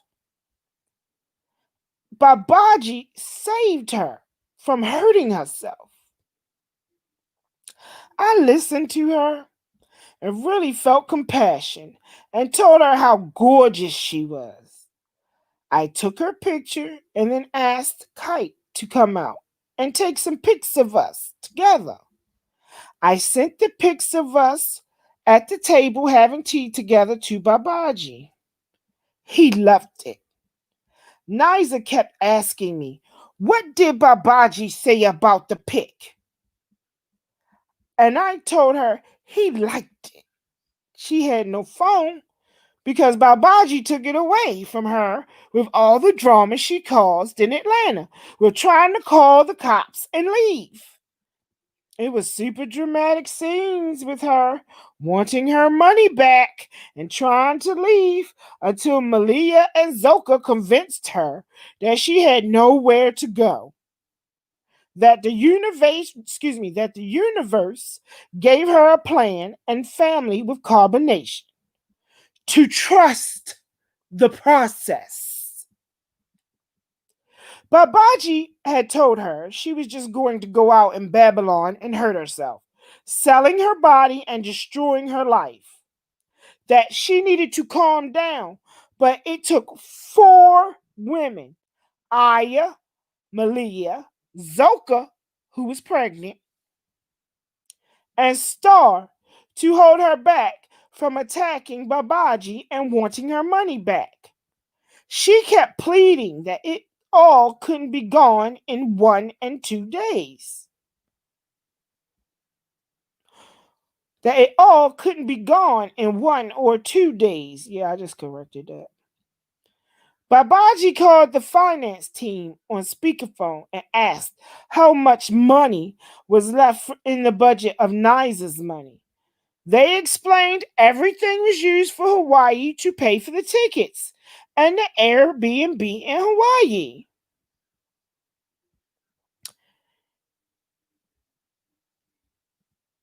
He told her to stop running and just surrender to what it is. She threw her fist up, ready to fight the women, and it was a constant tussle until they got her out of Babaji's room. She was very little but strong. She finally walked away and went to sleep, but the next day it was the same shit. Over tea, she admitted she was happy that she stayed. Fast forward to Callie on the porch.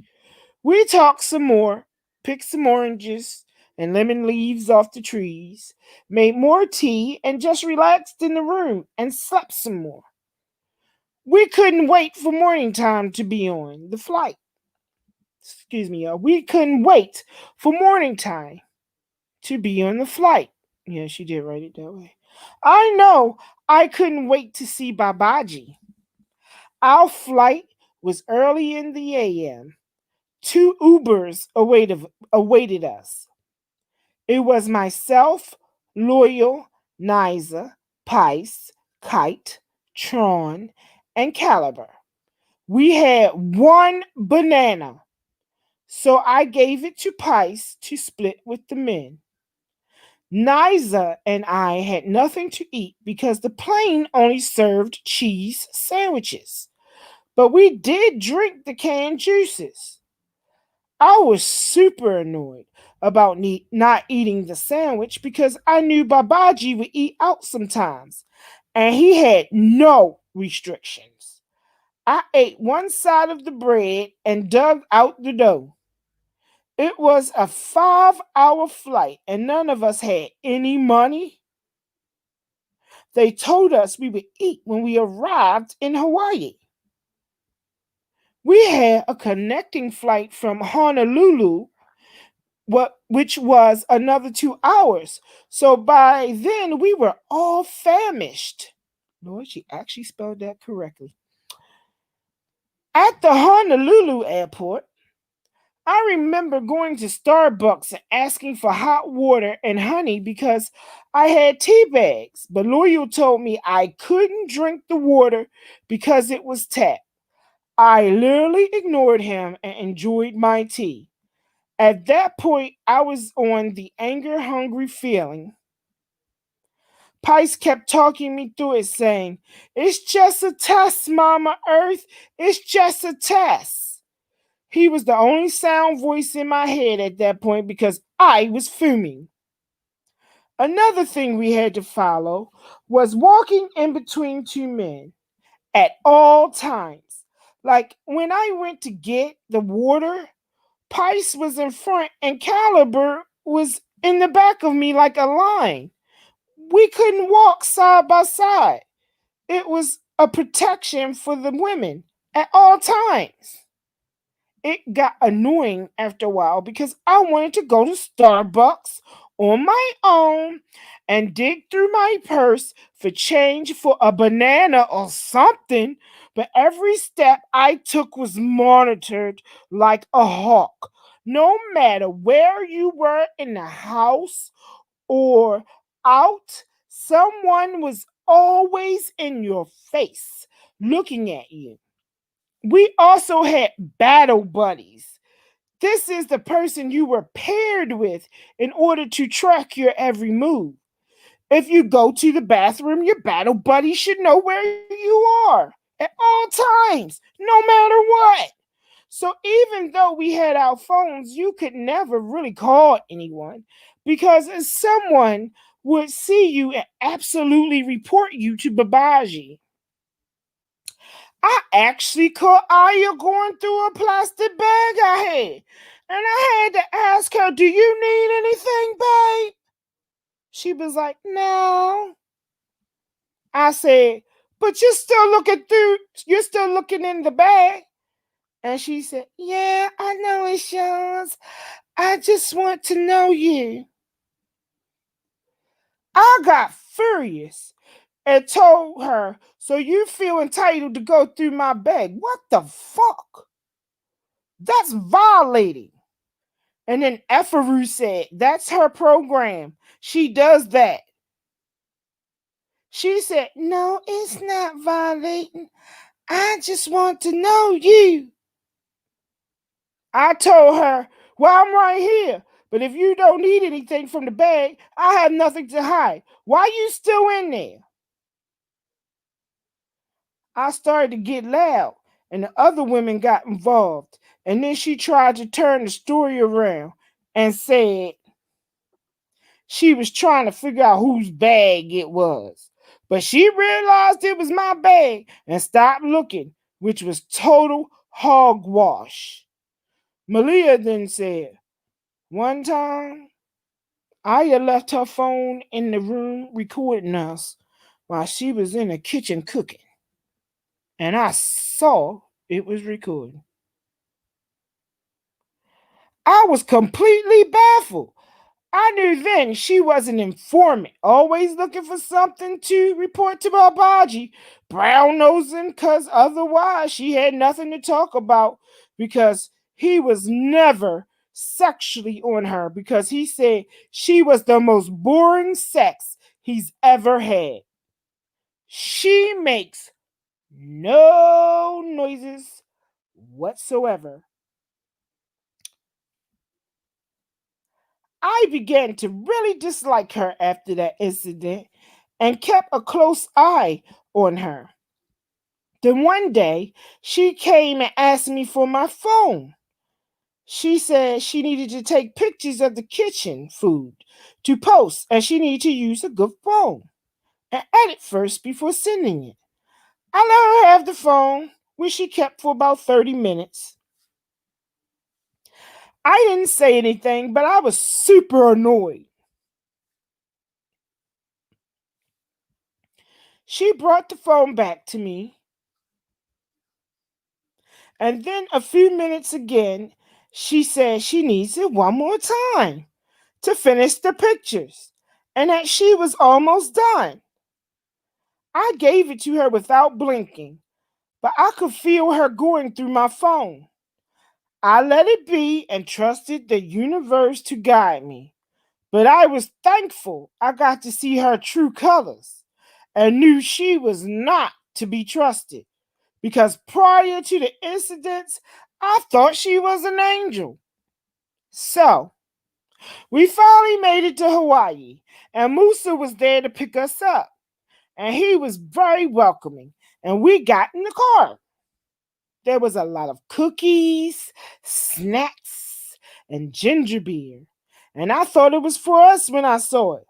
But Musa quickly told us Solar Noon is waiting at the house for us.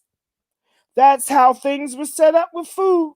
Babaji would eat a totally different meal than the family and whomever is with him at the time before Naji came back got to eat with him. Like that day when we had Chipotle in Babaji's room, the rest of the family had lentils and rice. That's fucked up, man. Yeah, I'm gonna stop right here for a second. Just think about that. This man taking all your money and he's sitting in there eating Chipotle and you can smell that shit, right? And you looking down at a bowl of lentils and rice. Basically a bowl of I'm gonna have the shits later. That's fucked up. But they choose it. Dumb as hell is true. Mm-mm-mm. 1 second, yeah.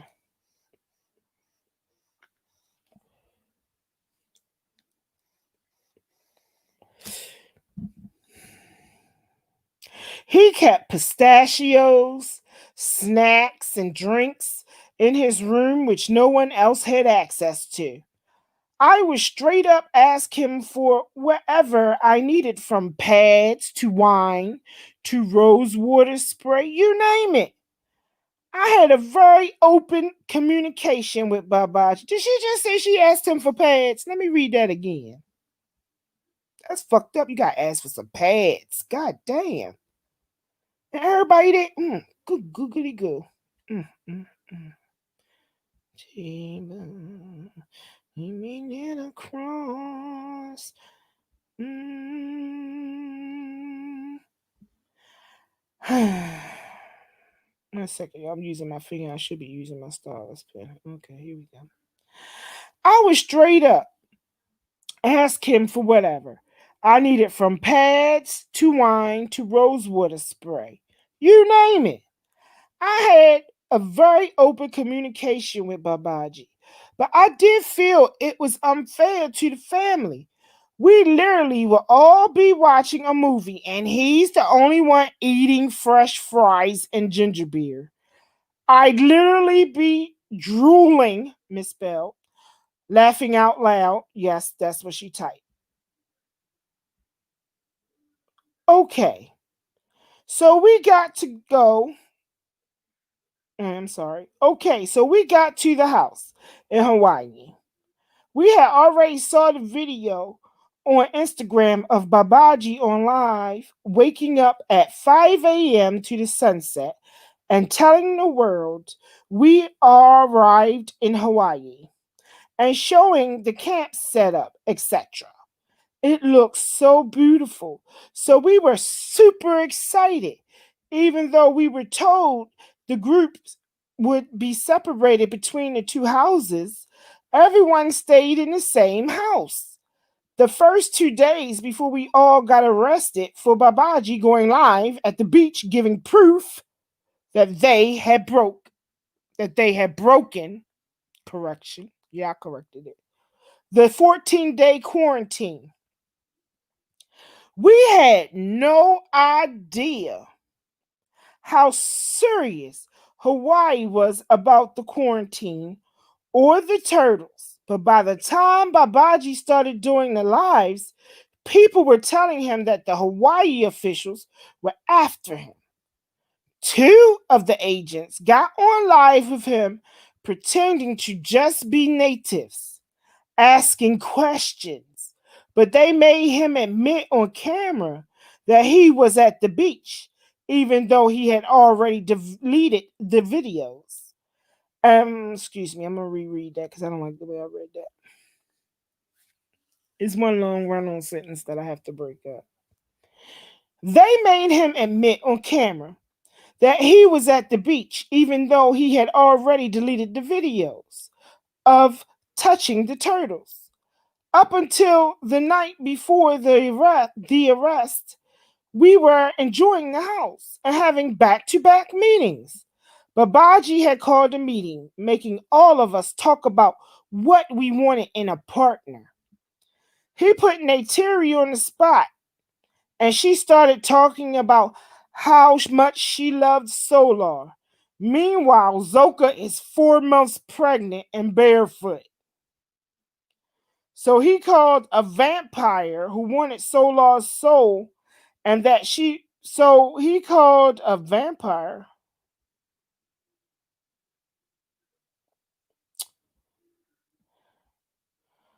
I'm gonna correct this so it make better sense. So he called her a vampire who wanted Solar's soul, and that she was filling a void and nowhere near ready for a relationship. Then he came back to me because at first I wasn't ready to answer, but I eventually said I wanted someone who was with me out of choice, not obligation or overextended commitments. A man who chose me daily, who wants it to be with me. And he cut me off and said, "Hey, Vamp, you're out of tune. You want his soul. You're also filling a void. And you're supposed to be more mature and actually able to be in a relationship. But your knowledge is nothing compared to the youngest people around you. You just have communication skills from the world." I stayed quiet and curled up in my chair. My feelings were crushed.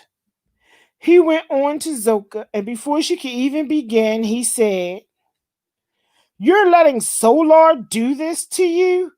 Look at your face and skin, Zoka." Then he addressed Solar and said he had to give Zoka extra love because he knew she needed it to heal her skin.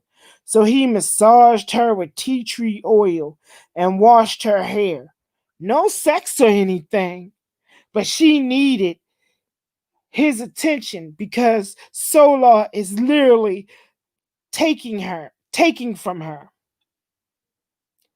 Solar's face got really red, but he said nothing. Then he asked Solar what he wants in a relationship. And he went on a tangent, per usual. He overthinks and over intellectualizes. He This is a tongue twister. He overthinks and over intellectualizes things. Babaji cut him off and started saying that being in a relationship with him is like being by yourself, that he doesn't need a relationship, that he knows how to soothe by playing with his nipples, his ears, suck his thumb, and good music is all he needs. So he just needs a partner for sexual exchange. That he loved the way Malia submitted to him sexually, but that after the sex likes his space. So in order to be with him, you have to be in your own thing. Be on your own thing because he's not going to give affection and attention to any woman. That he is always thinking about the mission. I felt so bad for Malia. It's basically just like saying she's a piece of ass. But she was so sprung, she never spoke up. She was happy to get it whenever. She was happy to get it whenever she could from him. And as for Zoka, no one but him and Aya will know what they did in that bathroom. But I was grossed out. Even after he gave his whole speech on being in a relationship with his being on your own, he went on to say that some women just have the kind of pussy that makes you weak as fuck, no matter how much you just try to see them as just pussy. When you get some pussy you haven't had in a while, it's like, damn, I need that pussy back. I've been missing out. It felt like an undercut jab to Solar. Everyone just kinda went silent. I was so turned off. He sounded like a womanizing pig. Like a woman is just a piece of meat to fuck on. But then Sheba and True spoke up about their relationship. And Sheba said the flames were gone and that True needed to be more loving And they were honest and open, very clear communication. It was so refreshing to listen to two adults literally sharing their hearts and being authentic. After the meeting was over, I turned around on the stool chair and gave my back to Babaji. He made me sick to my stomach, especially the thought of him and Zoka while she's 4 months pregnant.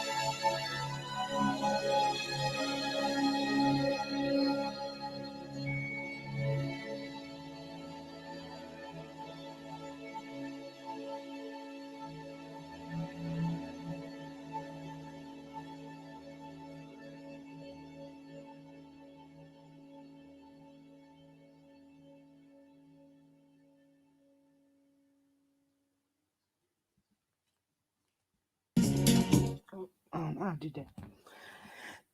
Well, my darlings, thank you so much. Thank you so much. Thank you so much. We have actually completed the 3 chapters. If you would like, I can open up the panel for a few moments.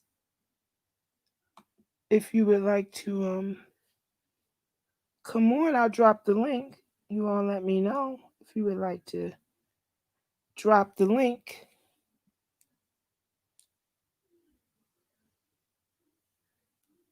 And thank you so much for the donations. Thank you.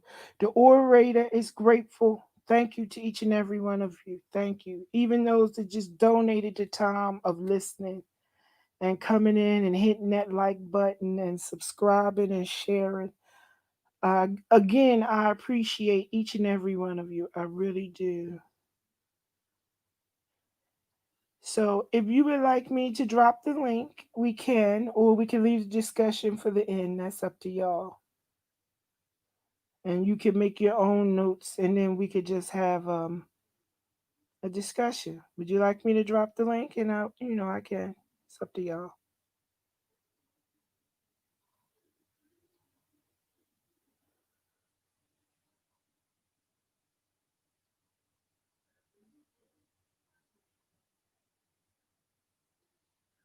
Oh, thank you. Thank you. Thank you, Lays. Thank you. Yeah, thank you.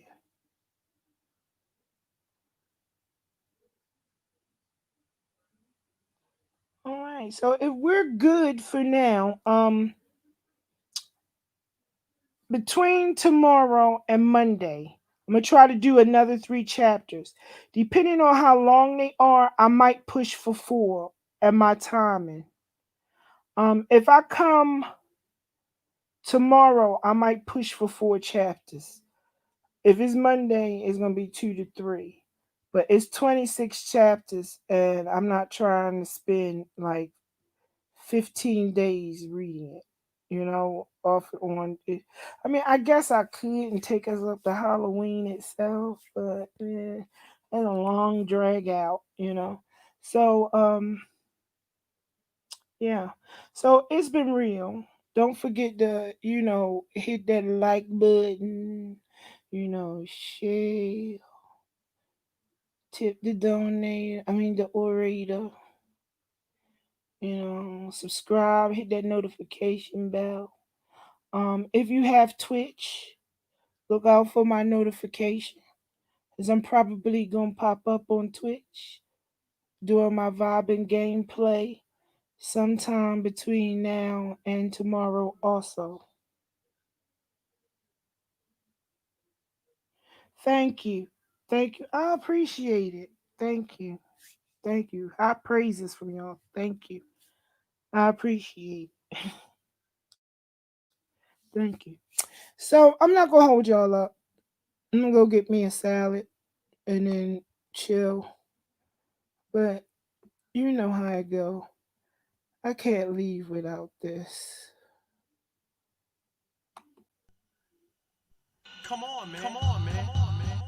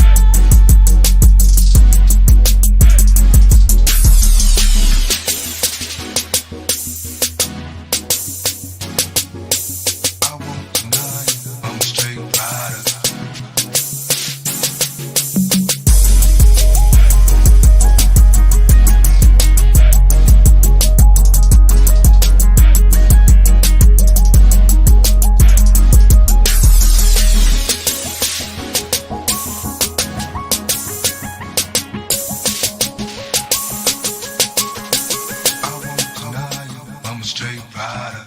Key, Deadman.